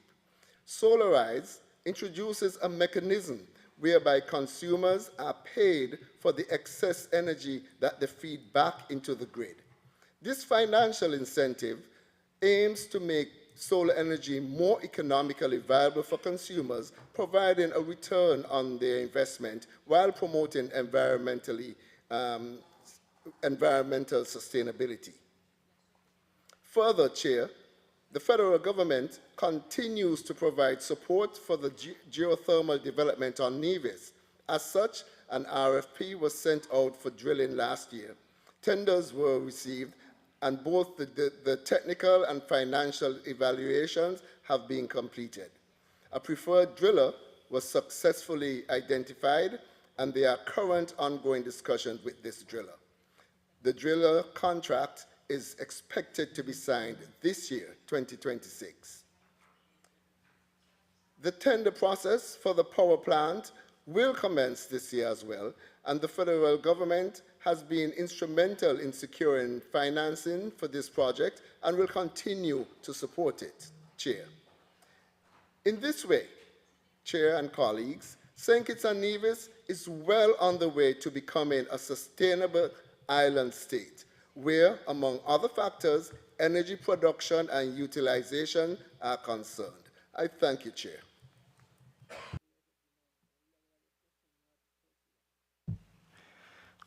Bueno, muchas gracias. Thank you much indeed. We are very grateful to each of the delegations that have chosen to speak this afternoon to share their thoughts and their experiences. We know that the question of energy efficiency and diversification at the matrix level are not just technical elements, but essential elements to boost economic resilience and energy security in the hemisphere. It is key that we continue building regional coordination and cooperation, and very much thank each of the panelists who have shared their own thoughts. Thank you very much for that. And we would ask the Secretariat to take very clean and clear note of what has been said, because all of this is important input that we need in order to fulfill our goals. So thank each of you for your cooperation this afternoon.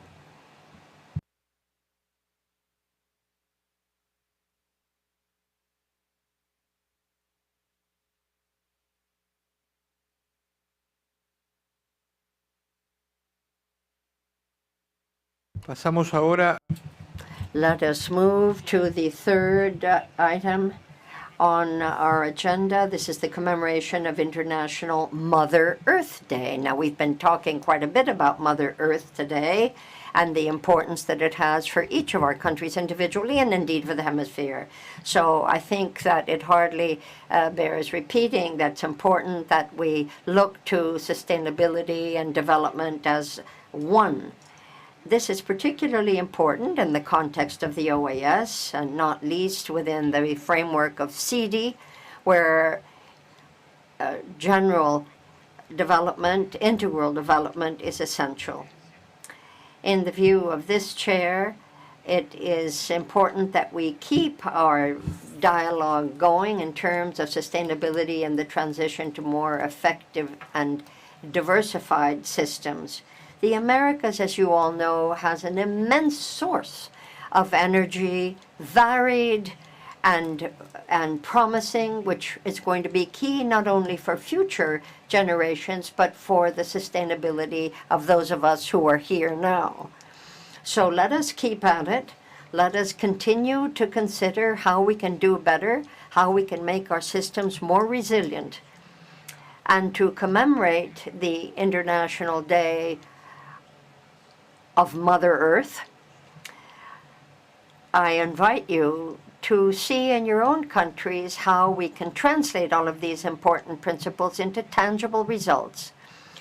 At this point, to that end, we're going to hear the message from His Excellency Michael Halkitis, Minister of Economic Affairs of the Bahamas and Chair of the Inter-American Committee on Sustainable Development.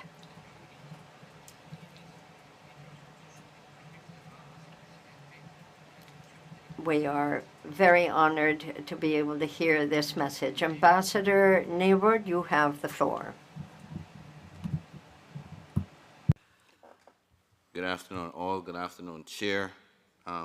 Firstly, I am not Michael Halkitis, but I do bring apologies. We had some technical difficulties in the first instance, and I am advised and I bring regrets on behalf of Senator the Honorable Michael Halkitis, Chair of the Inter-American Committee for Sustainable Development, and I'm pleased to share his address and read it into the record for this council in commemoration of Earth Day. So with your permission, Chair, I will do my best impression of Senator Halkitis. Happy Earth Day. This is the 56th Earth Day since its inauguration in 1970. Over 56 years ago, since the inaugural Earth Day celebration, we have seen dramatic changes to our planet's environmental health. Some of these changes have been negative, such as the significant increase in plastics, including microplastics and other solid waste, and the rise in the global average temperature, which is driving more frequent and stronger hurricanes, floods, and droughts. Over the same time period, we've seen many successes, such as the reduction of local air and water pollution in many parts of our hemisphere. The OAS has played an important role in shaping the responses of countries of the Western Hemisphere to the challenges of a growing and modernizing world. This work began around the same time as the first Earth Day. Without innovation and innovative work driving multinational collaboration to ensure that the region's environmental resources are sustainably managed for the benefit of our human health, economies, and security. Now the organization's work on the environment is led by the Department of Sustainable Development within SETI. As the chair of the Inter-American Committee on Sustainable Development for the past 4 years, I've had the honor of helping lead member states in setting the current agenda for our collective environmental actions among member states and throughout the OAS. This was highlighted by the meeting of ministers and high-level authorities on sustainable development that my country, the Bahamas, had the honor of hosting in October of 2023. On that occasion, we reaffirmed our commitments through the Declaration of Nassau and the Inter-American Climate Change Action Plan 2023 to 2030.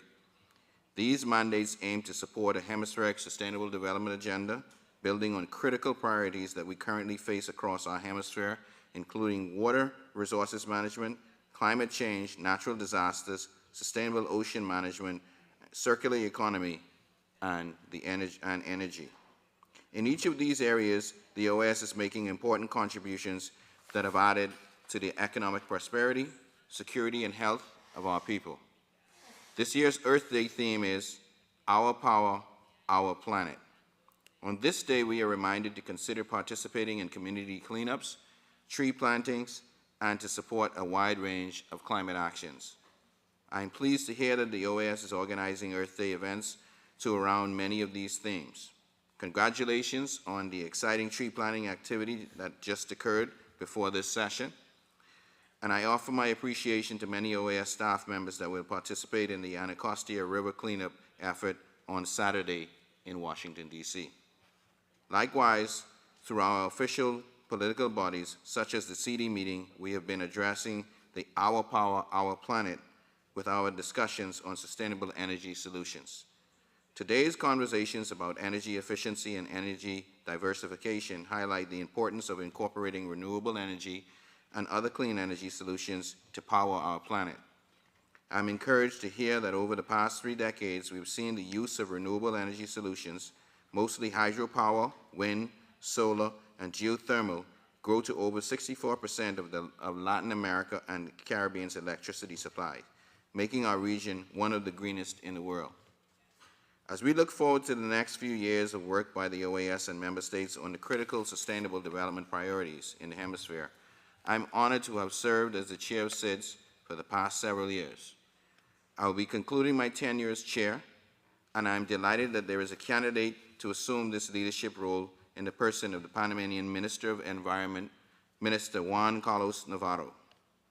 I would like to also convey my sincerest appreciation to the Permanent Mission of Canada that served as Vice Chair, and additional appreciations extended to the General Secretariat and therein the most recent Executive Secretary for Integral Development, Mrs. Kim Osborne, and her team, as well as her successor team, including Mr. Mark Lambrides, Ruben Contreras, Andres Sanchez, Charlene Solazano, Jayan Rota, and Trudy Ray Goodson, among others, and I apologize if I missed anyone.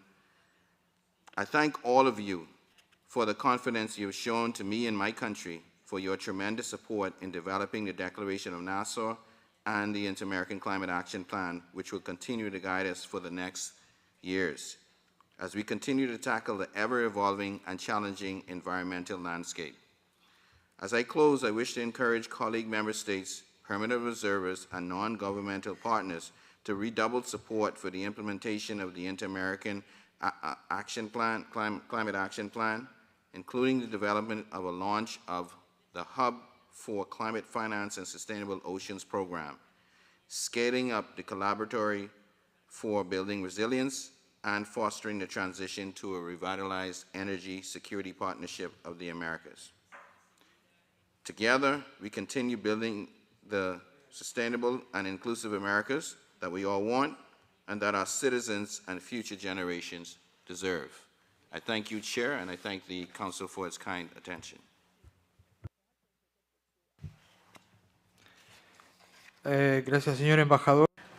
Thank you, Ambassador, for conveying the messages of the Ambassador, and thank you also for all of the work within CD and within the committee. I now offer the floor to delegations who wish to speak about this international commemoration. Mexico has the floor. Thank you, Chair. Mexico echoes, or rather joins, this commemoration of International Mother Earth Day, the 56th, and the slogan being "Our Power, Our Planet." We commit to collective mobilization of our society to have a global impact, to uphold and defend the environment, address pollution, climate change, and the loss of biodiversity. My country recognizes the right of all to a healthy environment, which is crucial to everyone's well-being. We work to be socially responsible, and we work on environmental justice in line with international agreements such as the Paris Agreement, under the principle of shared but differentiated responsibilities. Mexico contributes to the Plastics Convention as well as the Escazú Agreement. Our goal is to ensure that we do not exceed a 1.5 degree Celsius increase in global temperature.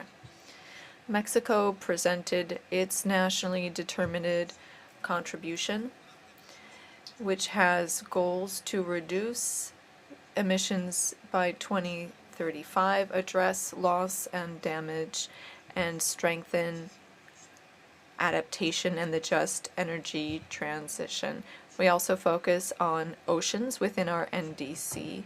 We recognize the role of the ocean and its role to address climate change. The heat caused by climate change is largely absorbed by the ocean. In terms of biodiversity, We also have a 30-30 project to close financial gaps by 2030 with support for the Green Climate Fund and other funds.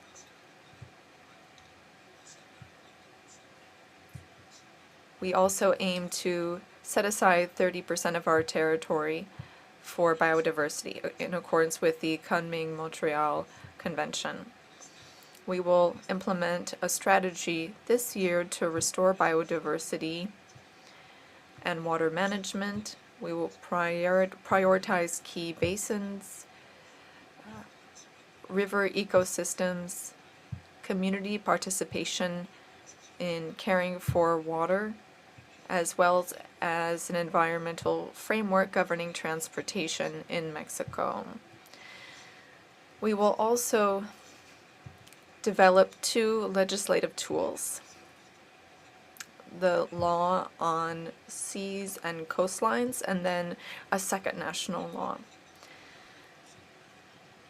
Our government continues to promote ambitious climate change policy based on biodiversity protection and climate justice, as well as nature-based solutions, so that we can have a shared, prosperous future for the Americas and for the planet. Thank you.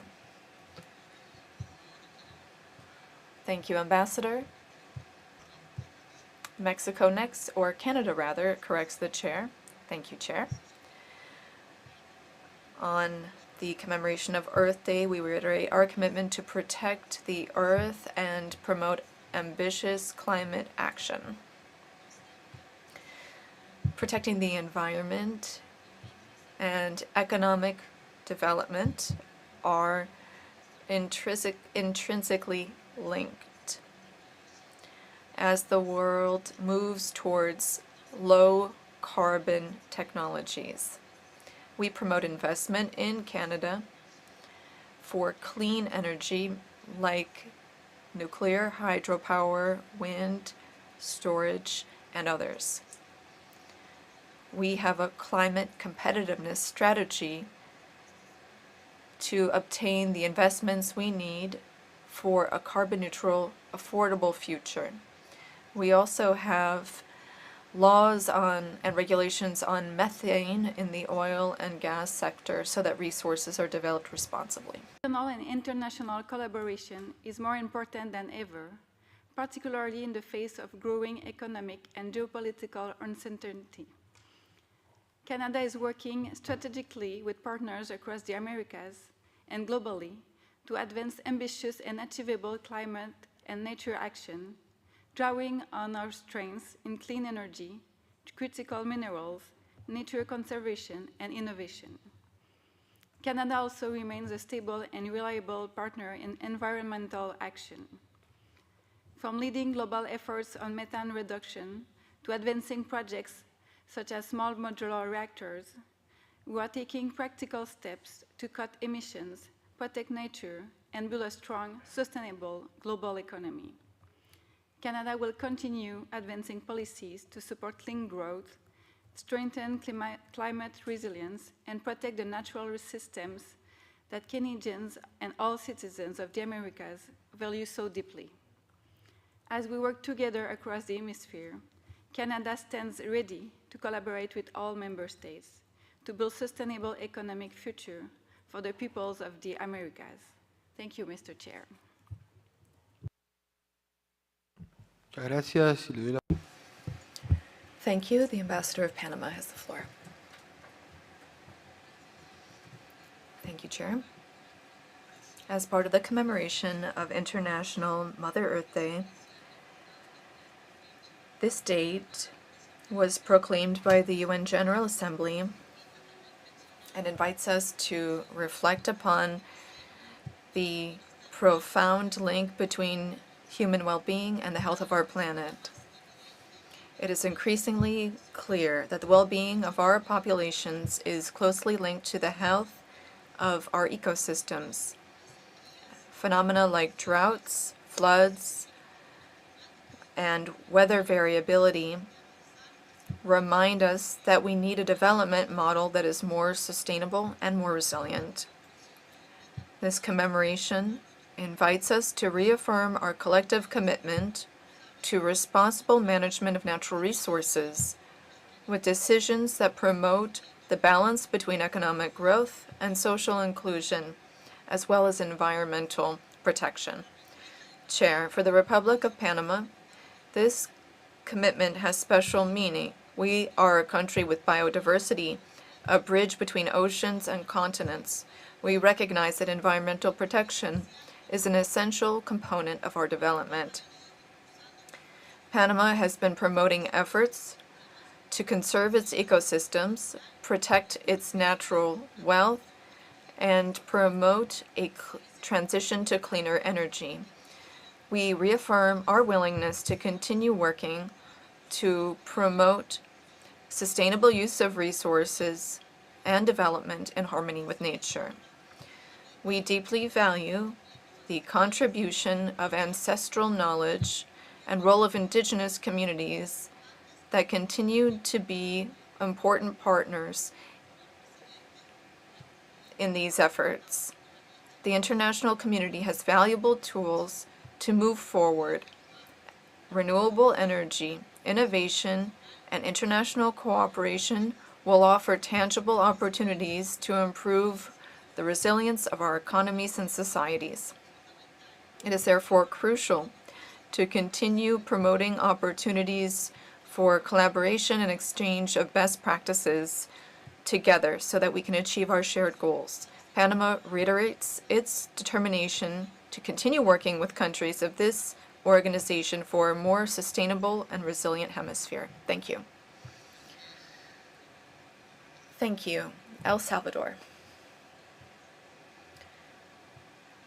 Thank you very much, Chair. We appreciate the inclusion of the commemoration of International Mother Earth Day as part of the CD agenda.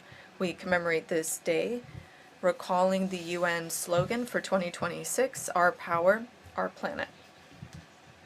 It invites us to strengthen collective action to protect the environment, accelerate adoption of clean energy, and include citizens in this process of change. We are aware of this urgent reality, and El Salvador is implementing comprehensive public policies to promote harmony with nature, as well as a balance between economic, social, and environmental needs. We have strategic objectives and strong regulatory frameworks to promote energy diversification and environmental sustainability. These are combined with technological progress and initiatives such as the expansion of renewables, water supply, a biogas solution, as well as electric infrastructure. This will position us as a country that is betting on a more equitable and sustainable future. Our nationally determined contribution are based on 3 strategic pillars, along with our National Plan on Climate Change. These documents guide our national actions. We work on accelerating efficiency and decarbonization and increasing adaptation, as well as improving governance and transparency. We are also promoting concrete action to diversify crops and strengthen food security through our National Policy for Agriculture, 2024-2029.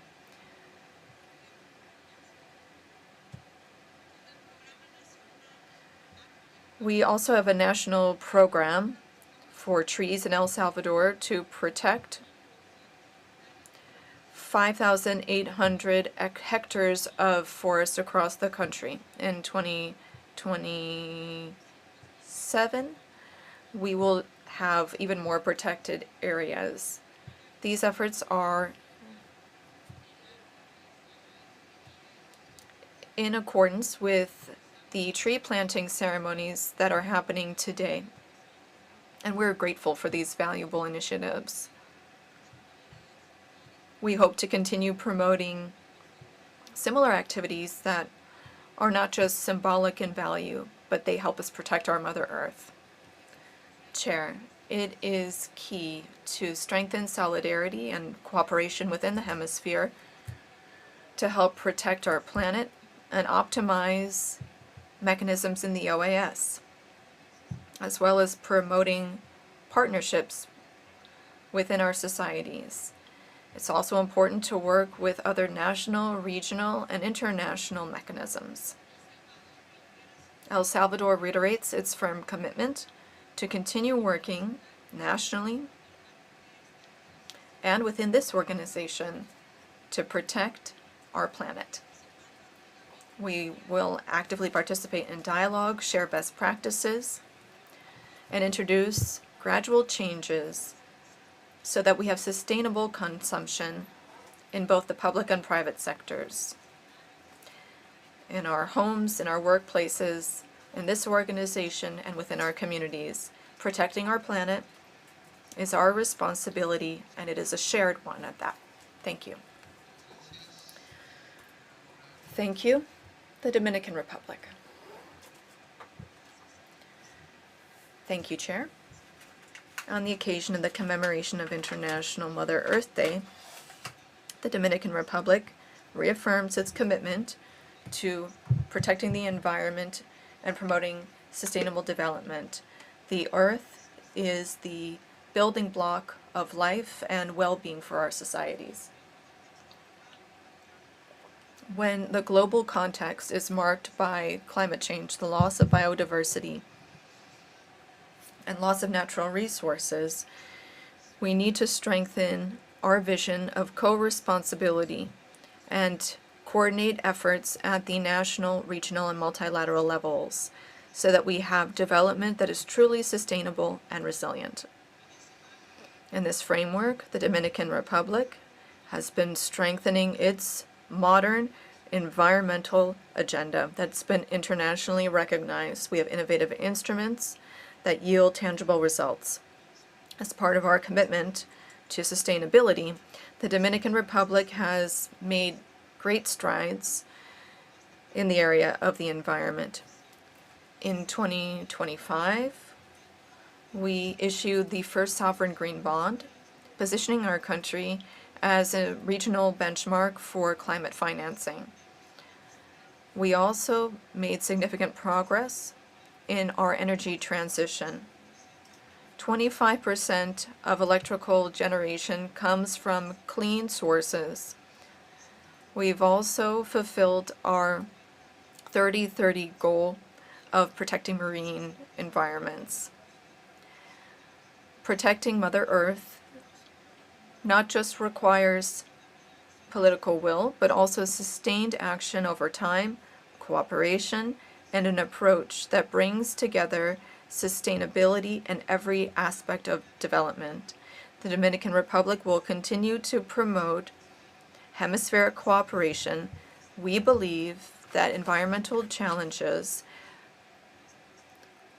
go beyond borders and require a collective response. Preserving our planet is a shared responsibility and an opportunity to build a more just and balanced and sustainable future for current and future generations. Thank you. Thank you. Bolivia has the floor. Thank you, Chair. Mother Earth and its ecosystems are our home and a source of new opportunities to produce and grow in a sustainable manner. We believe that striking a balance between economic and social needs is imperative. We need to promote harmony with Mother Earth and protect biodiversity. Bolivia is at a historic moment of rebirth. Under the leadership of our president, we are working to protect Mother Earth. That is not just an ethical duty, it is a key pillar of productive, sustainable development that ensures the future of future generations. Our commitments are based on a new roadmap aligned with the objectives for sustainable development, and I can note the following areas of progress. In institutions and efficiency, environmental management is a cross-cutting theme in the public sector. Our commitment is clear: strengthening management of protected areas and caring for our waterways and forests. This is part of our medium-term plans. We are also looking for new innovative solutions from both the public and private sector. Next, fighting illegal mining. We have redoubled our efforts to put a stop to this in the Amazon. We are protecting natural areas. Our wealth lies not just in our subsoil, but also in all of the species within the Amazon. In sustainability and water, we have a strategy for 2026, and we're prioritizing access to drinking water because water is what will sustain our productivity. Decentralization is another area. We are working at the regional level, taking into account unique regional features. Decentralization allows us to have a more nimble response to natural disasters and preserving local systems. This is a strategy known as capitalism for all. We're not promoting unbridled consumption. We are promoting a sustainable model. We can't talk about development if it leads to the destruction of the Earth's lungs or our water sources. We also have an authority, an agency on Mother Earth within the Ministry of Planning and the Environment. This entity promotes public policies to protect the environment, biodiversity, and development of forests. It also works to achieve our international commitments on climate change, as well as implement local changes. We are working to streamline bureaucracy and help children become the future guardians of the earth. We affirm that we can be productive if and only if this is based on respect for Mother Earth. We invite all people and governments to be part of this change. Protecting our shared home is the most noble task within our region, and it's what brings us together as humanity. Thank you. Costa Rica has the floor. Thank you, Chair. Costa Rica is very grateful for this commemoration of International Mother Earth Day. It's a time for collective reflection. This commemoration should encourage us to go beyond symbolic action and take tangible measures. We are at a critical moment,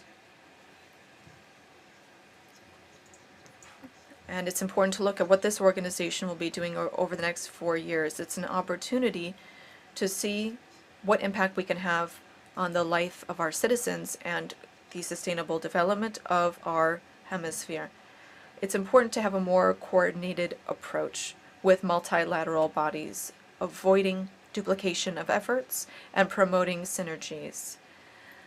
The Green Climate Fund will be opening an office in Panama, and this will promote more effective, results-oriented systems. The OAS should be part of this dynamic.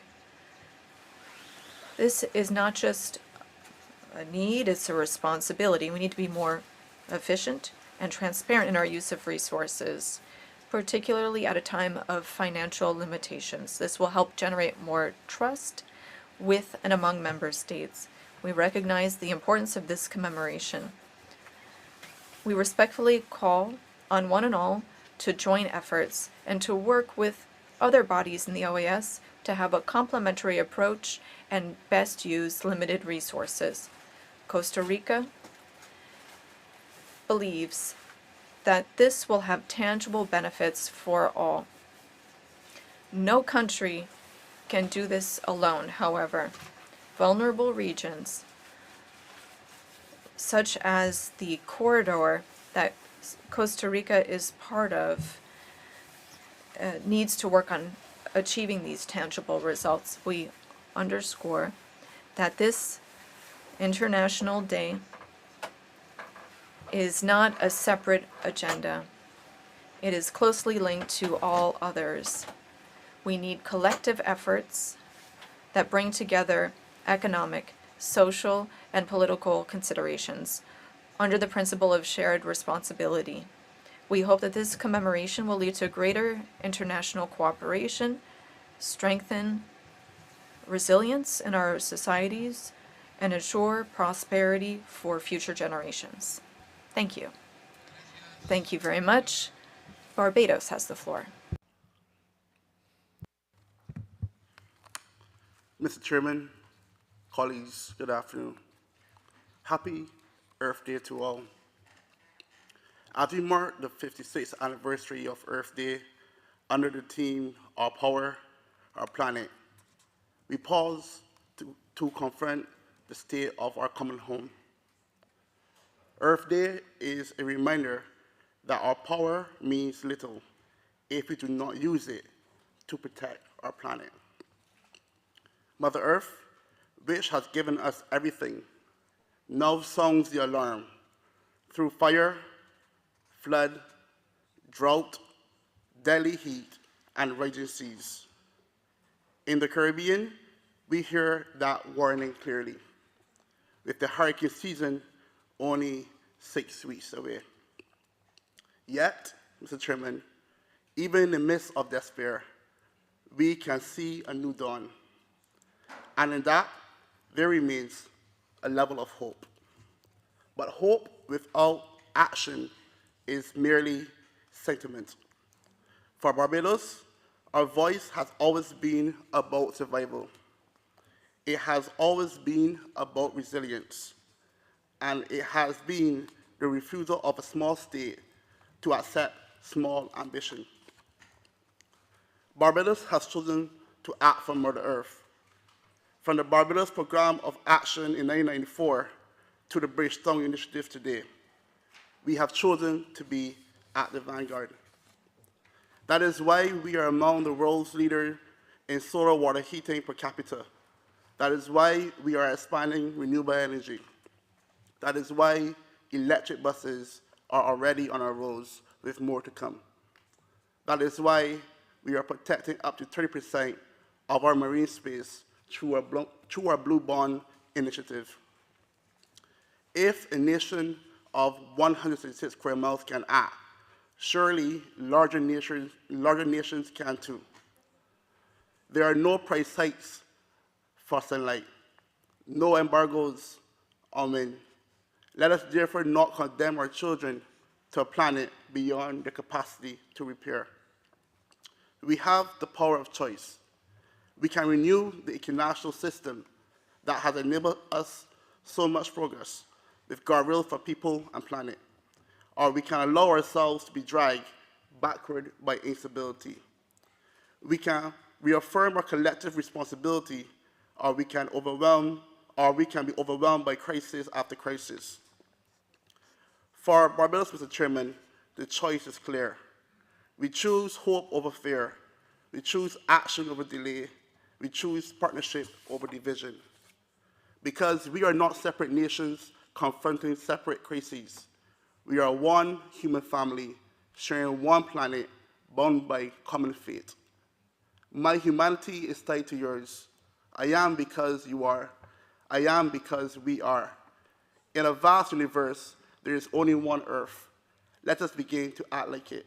Again, happy Earth Day to all. Thank you. Muchas gracias. Thank you very much. Uruguay has the floor. Thank you very much, Chair.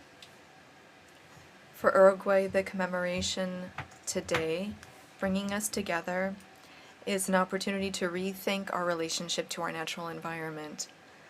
Even though the concept of Mother Earth is deeply linked to indigenous peoples in our region, Uruguay is going beyond a symbolism and has made this a concrete pillar of its public policy and our legal framework.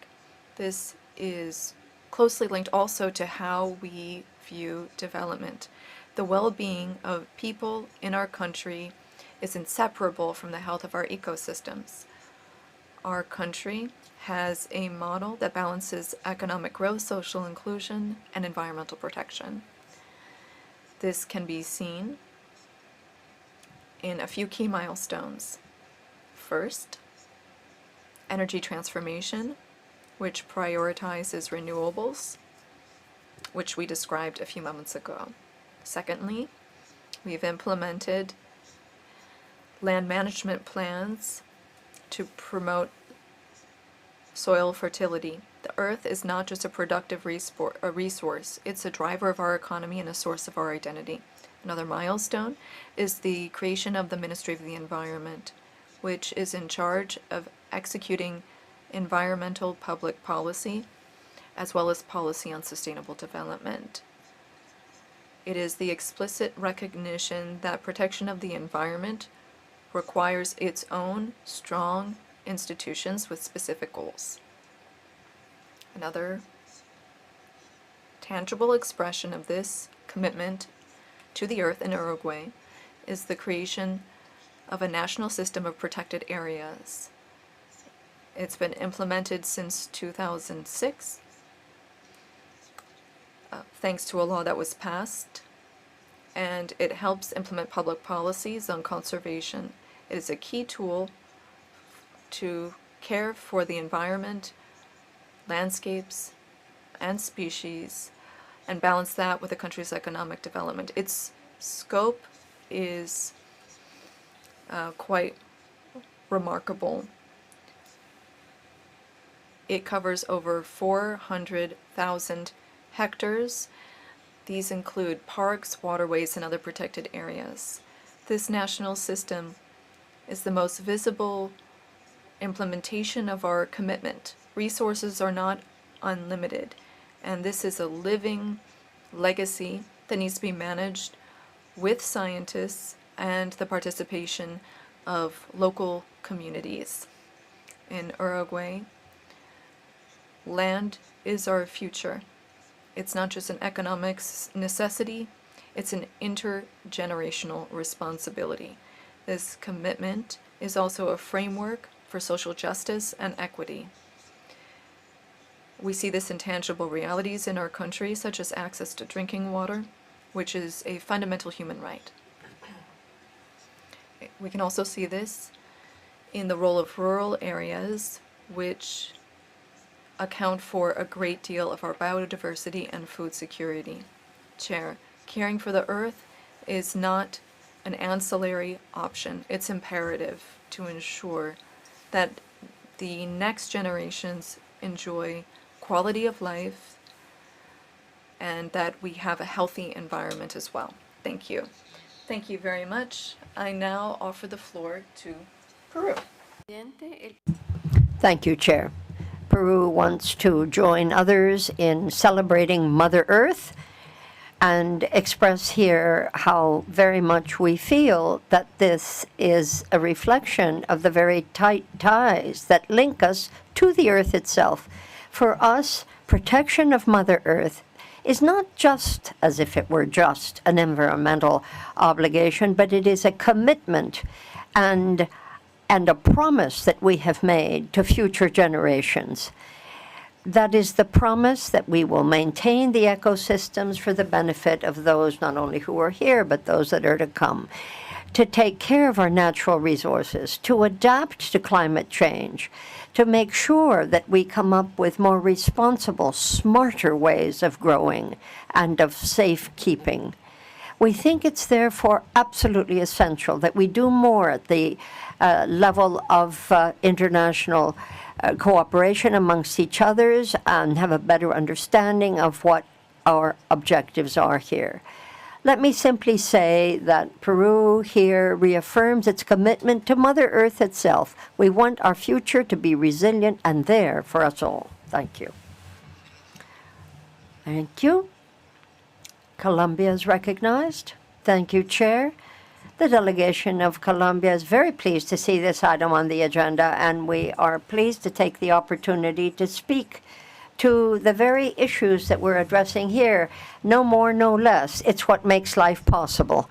Earth is our home, and we owe it and to ourselves. We in Colombia are one of the custodians of some of the greatest varieties of Mother Earth. Rivers, plains, jungles, mountains. There cannot be prosperity in societies that don't take into account how sacred it is to defend the roots that sustain them at all. We are trying very much to reduce our use of fossil fuels and to maintain more sustainable lifestyles. We understand this isn't going to fall from heaven. This is not easy, but every step we take in that direction, we figure, is a step in the right direction. Our ecosystems are now more protected, more reasonably protected. We are fighting deforestation for the scourge that it is, and are doing everything we can to maintain the territories that we have as a place for ongoing life to take place. What we see in the Amazon, in the Caribbean, in the Andes with regard to climate change is no surprise at this stage. That is why we call on this organization to do more by way of coordination amongst ourselves. We can't just say, well, gee, that's too bad. Climate change is tough. We'll just have to take it as it comes. No, we need to work together. We need to generate more financing, transfer of technology, means of cooperation that will spot the realities of our countries and how we can do better. We call on all of us to join forces. This isn't talk alone. That's not going to cut it. We need to work together and make it work. Thank you. Thank you. St. Kitts and Nevis is recognized. Thank you, Chair. Distinguished representatives and colleagues, my delegation is honored to address this council on the commemoration of International Mother Earth Day, a day that serves as both a celebration of our planet's resilience and a sober reminder of our collective responsibility to protect it. Today, I wish to share the bold strides being taken by the Federation of St. Kitts and Nevis. On March 26, 2024, the Honorable Dr. Joel Clark, Minister of Environment, Climate Action, and Constituency Empowerment, announced a transformative legislative shift, a historic three-phase ban on single-use plastics. This is not merely a policy change. It is a foundational pillar of our journey towards becoming a sustainable island state. Chair, the government of Prime Minister Dr. Terence Drew has outlined a rigorous, phased approach to ensure a smooth transition for both the private sector and the public. Phase 1 involves the ban on importation of T-shirt plastic shopping bags as of December 31 of that year, to be followed by a ban on the sale and distribution of these bags by March 31 of 2025. Phase 2 is a ban on the importation of styrofoam food containers and plastic straws effective April 30, 2025, with the sale and distribution of these items banned as of July 31, 2025 as well.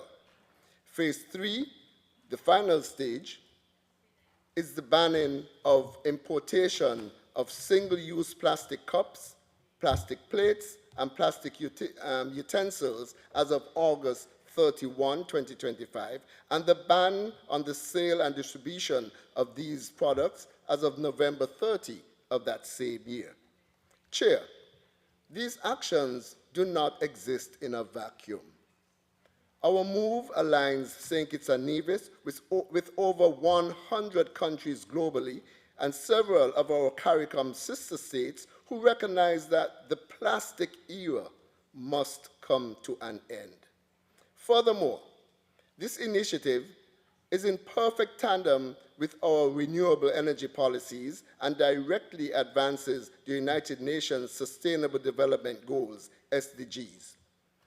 By removing plastic from our ecosystem, we are actively contributing to global health and well-being, clean water and sanitation, sustainable cities and communities, responsible consumption and production, climate action, life below water, and life on land. In closing, Chair, our small island nation is sending a big message. Economic development and environmental stewardship are not mutually exclusive. They are two sides of the same coin. As we deliberate here at the OAS, let the example of St. Kitts and Nevis serve as a testament that with political will and a clear roadmap, we can turn the tide on pollution. My delegation invites all of our partners in the Americas to join us in this pursuit of cleaner, greener, and more resilient hemisphere. Thank you, Chair. Muchas gracias a todas las delegaciones. I want to express my thanks to each delegation for its statement, all of which collectively, I think, stand for the commitment of us all vis-à-vis Mother Earth and what this organization can do to sustain development as well as it can. Let us now very quickly look at issues to do with CD. These are the election of authorities of the Commission of the Inter-American Commission on Sustainable Development as Article 4 of the regulation on the Inter-American Commissions of CD. One president and two vice presidents are to be elected for a period of 3 years or to the end of the regular life of the Commission, and this through to a designation of successors to those persons. If the said Commission is not meeting in the period that is mentioned, elections could take place in regular meetings of CD, as is the case as so long as there is an affirmative vote by a majority of the member states.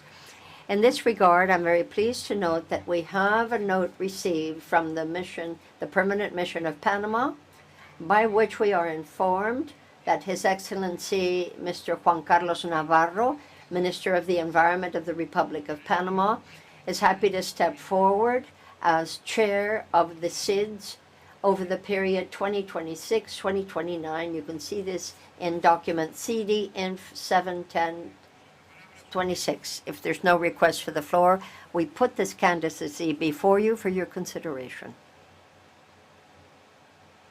I thank you. Without objection, it is so decided by consensus that that will be the chairmanship. Thank you. Let us applaud.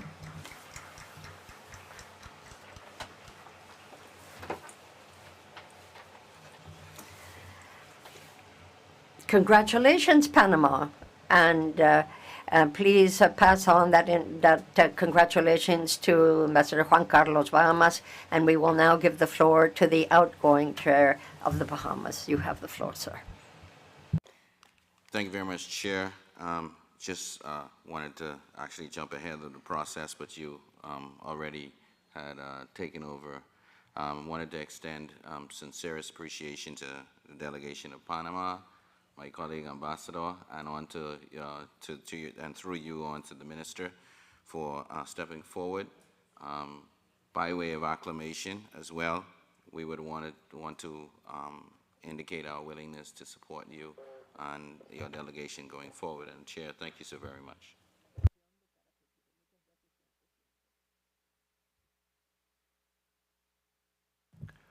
Muchas gracias.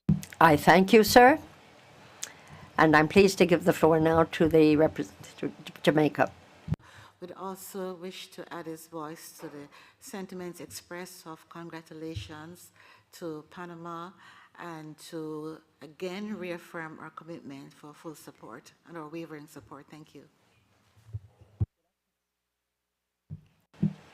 I thank you.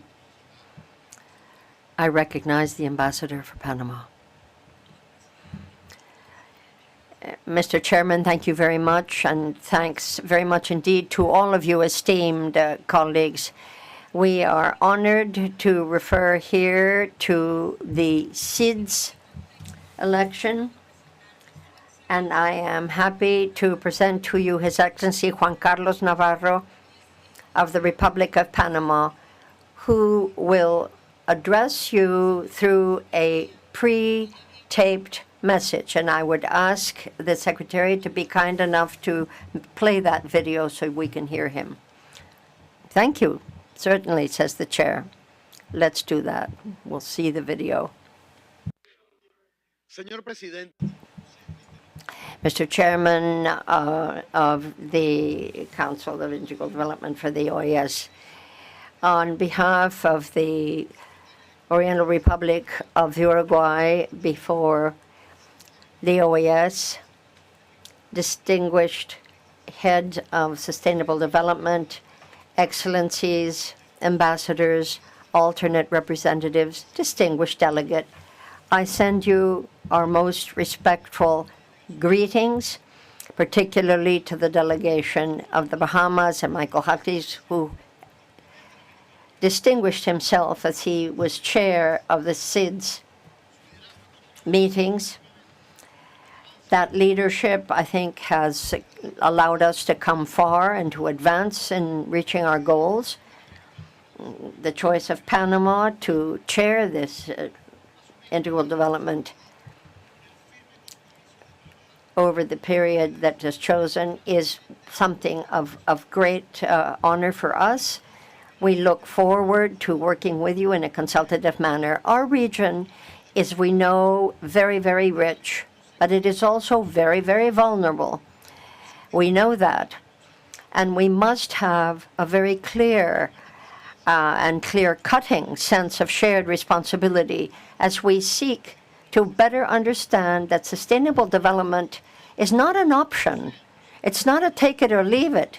It is an essential step that we need to take as part of our development and in strengthening the work with which we can protect our conservation areas.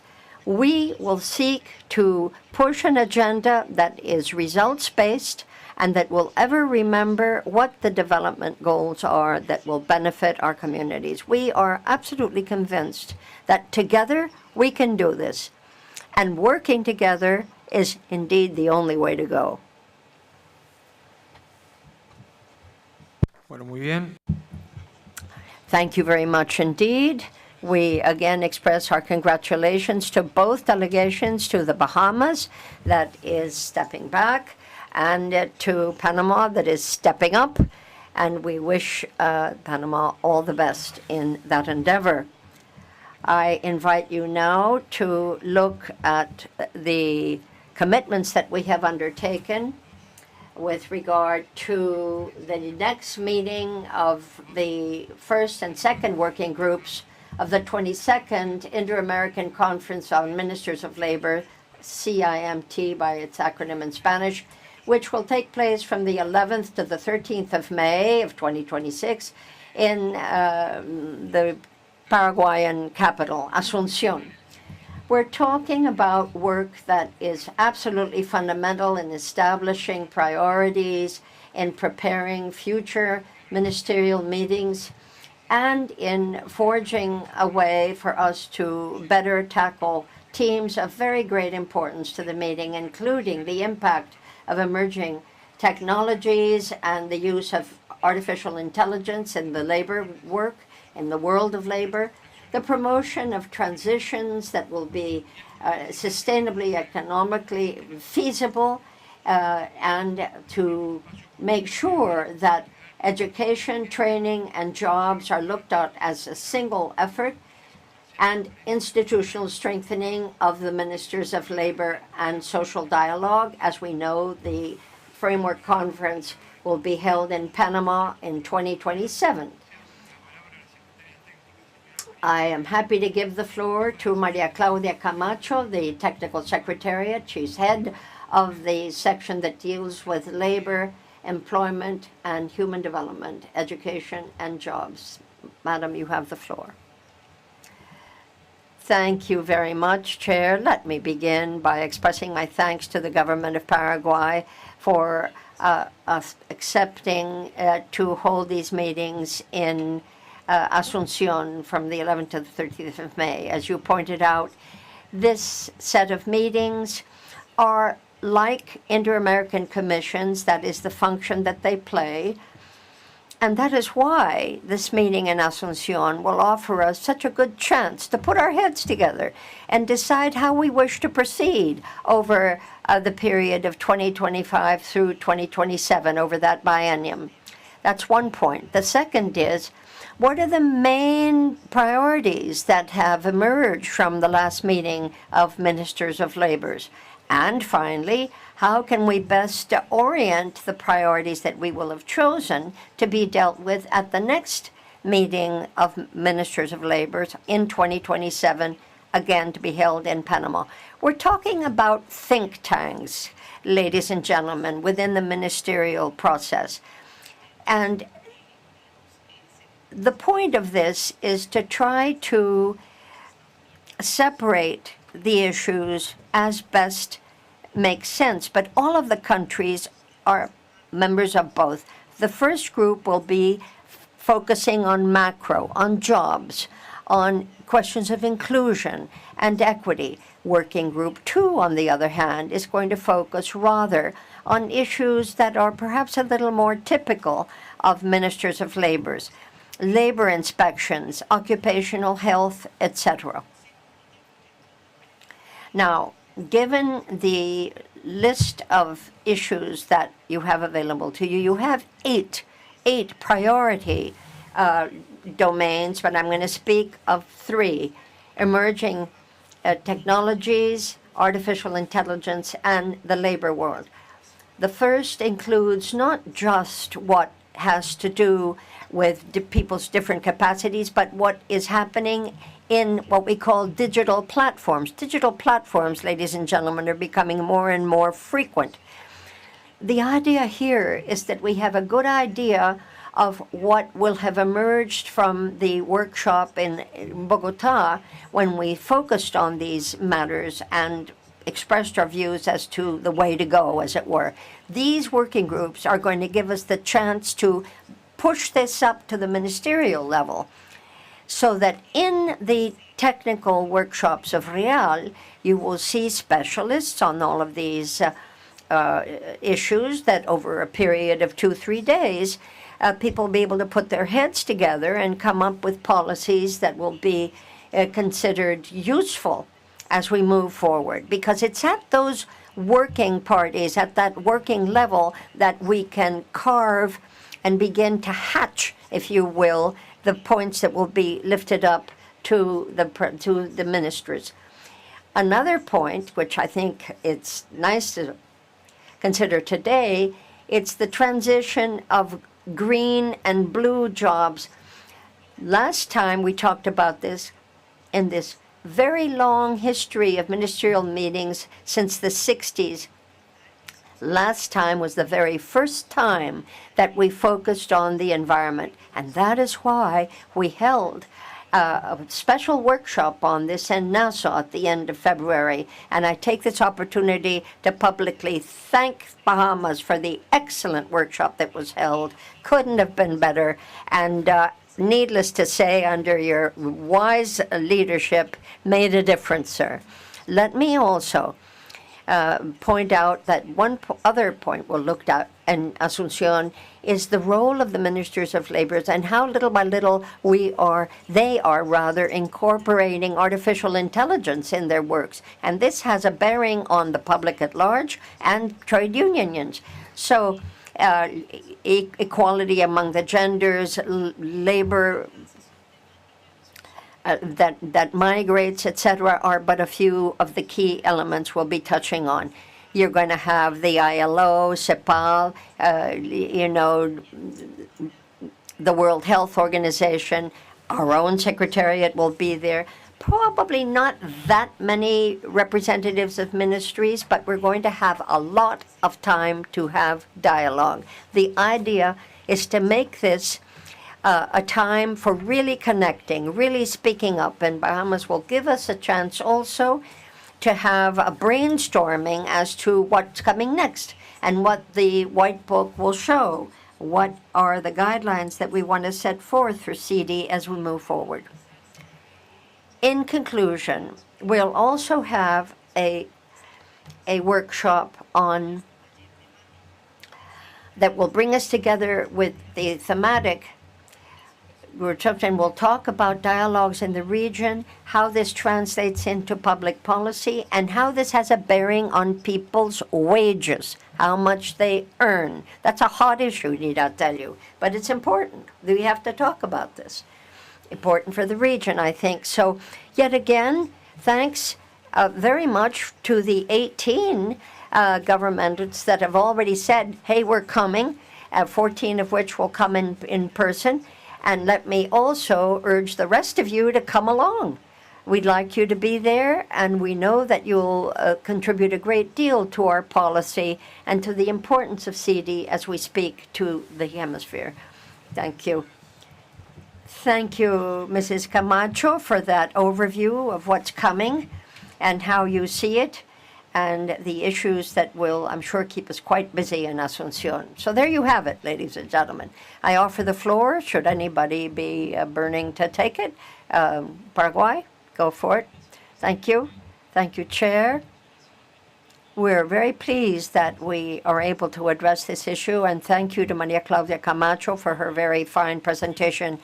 Here, representing Paraguay, we can only say that the workshops 1 and 2 at the meetings of ministers' labors that are going to be held the 11th and 13th of May in Asunción are going to be very important to us.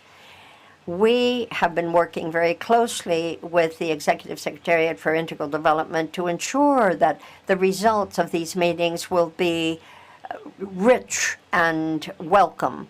So please come, please contribute. The more of you that can come along, the merrier and the more useful this will be. We want to put our heads together and see how best we can answer the challenges that the world of labor is presenting us with now. So thanks again.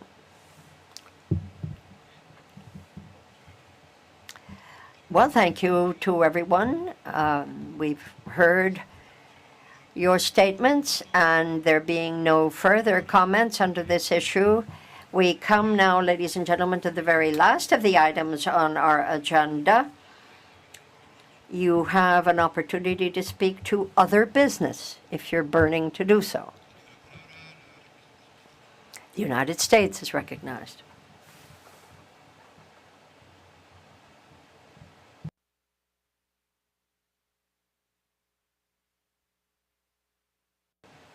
I'm afraid we can't hear the doc. Got it. Thank you very much.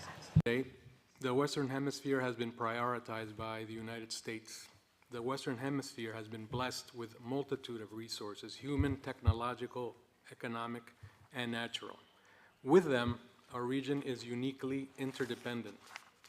Everything our region needs to live peacefully and in prosperity is right here in the hemisphere. Now, more than ever, we must work together to ensure our region's future and our energy sovereignty. The diversification of our energy sources, all of which can be found right here in the hemisphere, eliminates our extra-regional dependencies. Our countries already have a history of partnership and collaboration on energy. We've done it before, and we can do it again. To that end, the United States mission to the Organization of American States is organizing an energy forum to facilitate direct interaction and exchanges between representatives of our member states and those from the U.S. energy industry. This unique encounter, tailored for the region, will allow us to more closely explore the innovations and advances in the energy sector and examine the tangible opportunities that exist to solve our most pressing energy needs and challenges in the region. The US OAS Energy Forum will take place on Wednesday, May 27th in the Hall of the Americas. On behalf of United States Permanent Representative to the OAS, Ambassador Leandro Risuto, the U.S. mission would like to proudly invite all the distinguished OAS member state representatives assembled here today to save the date for this important event, as it represents yet another opportunity for partnership made in the Americas. A formal invitation with additional details will be circulated shortly. Thank you, Chair.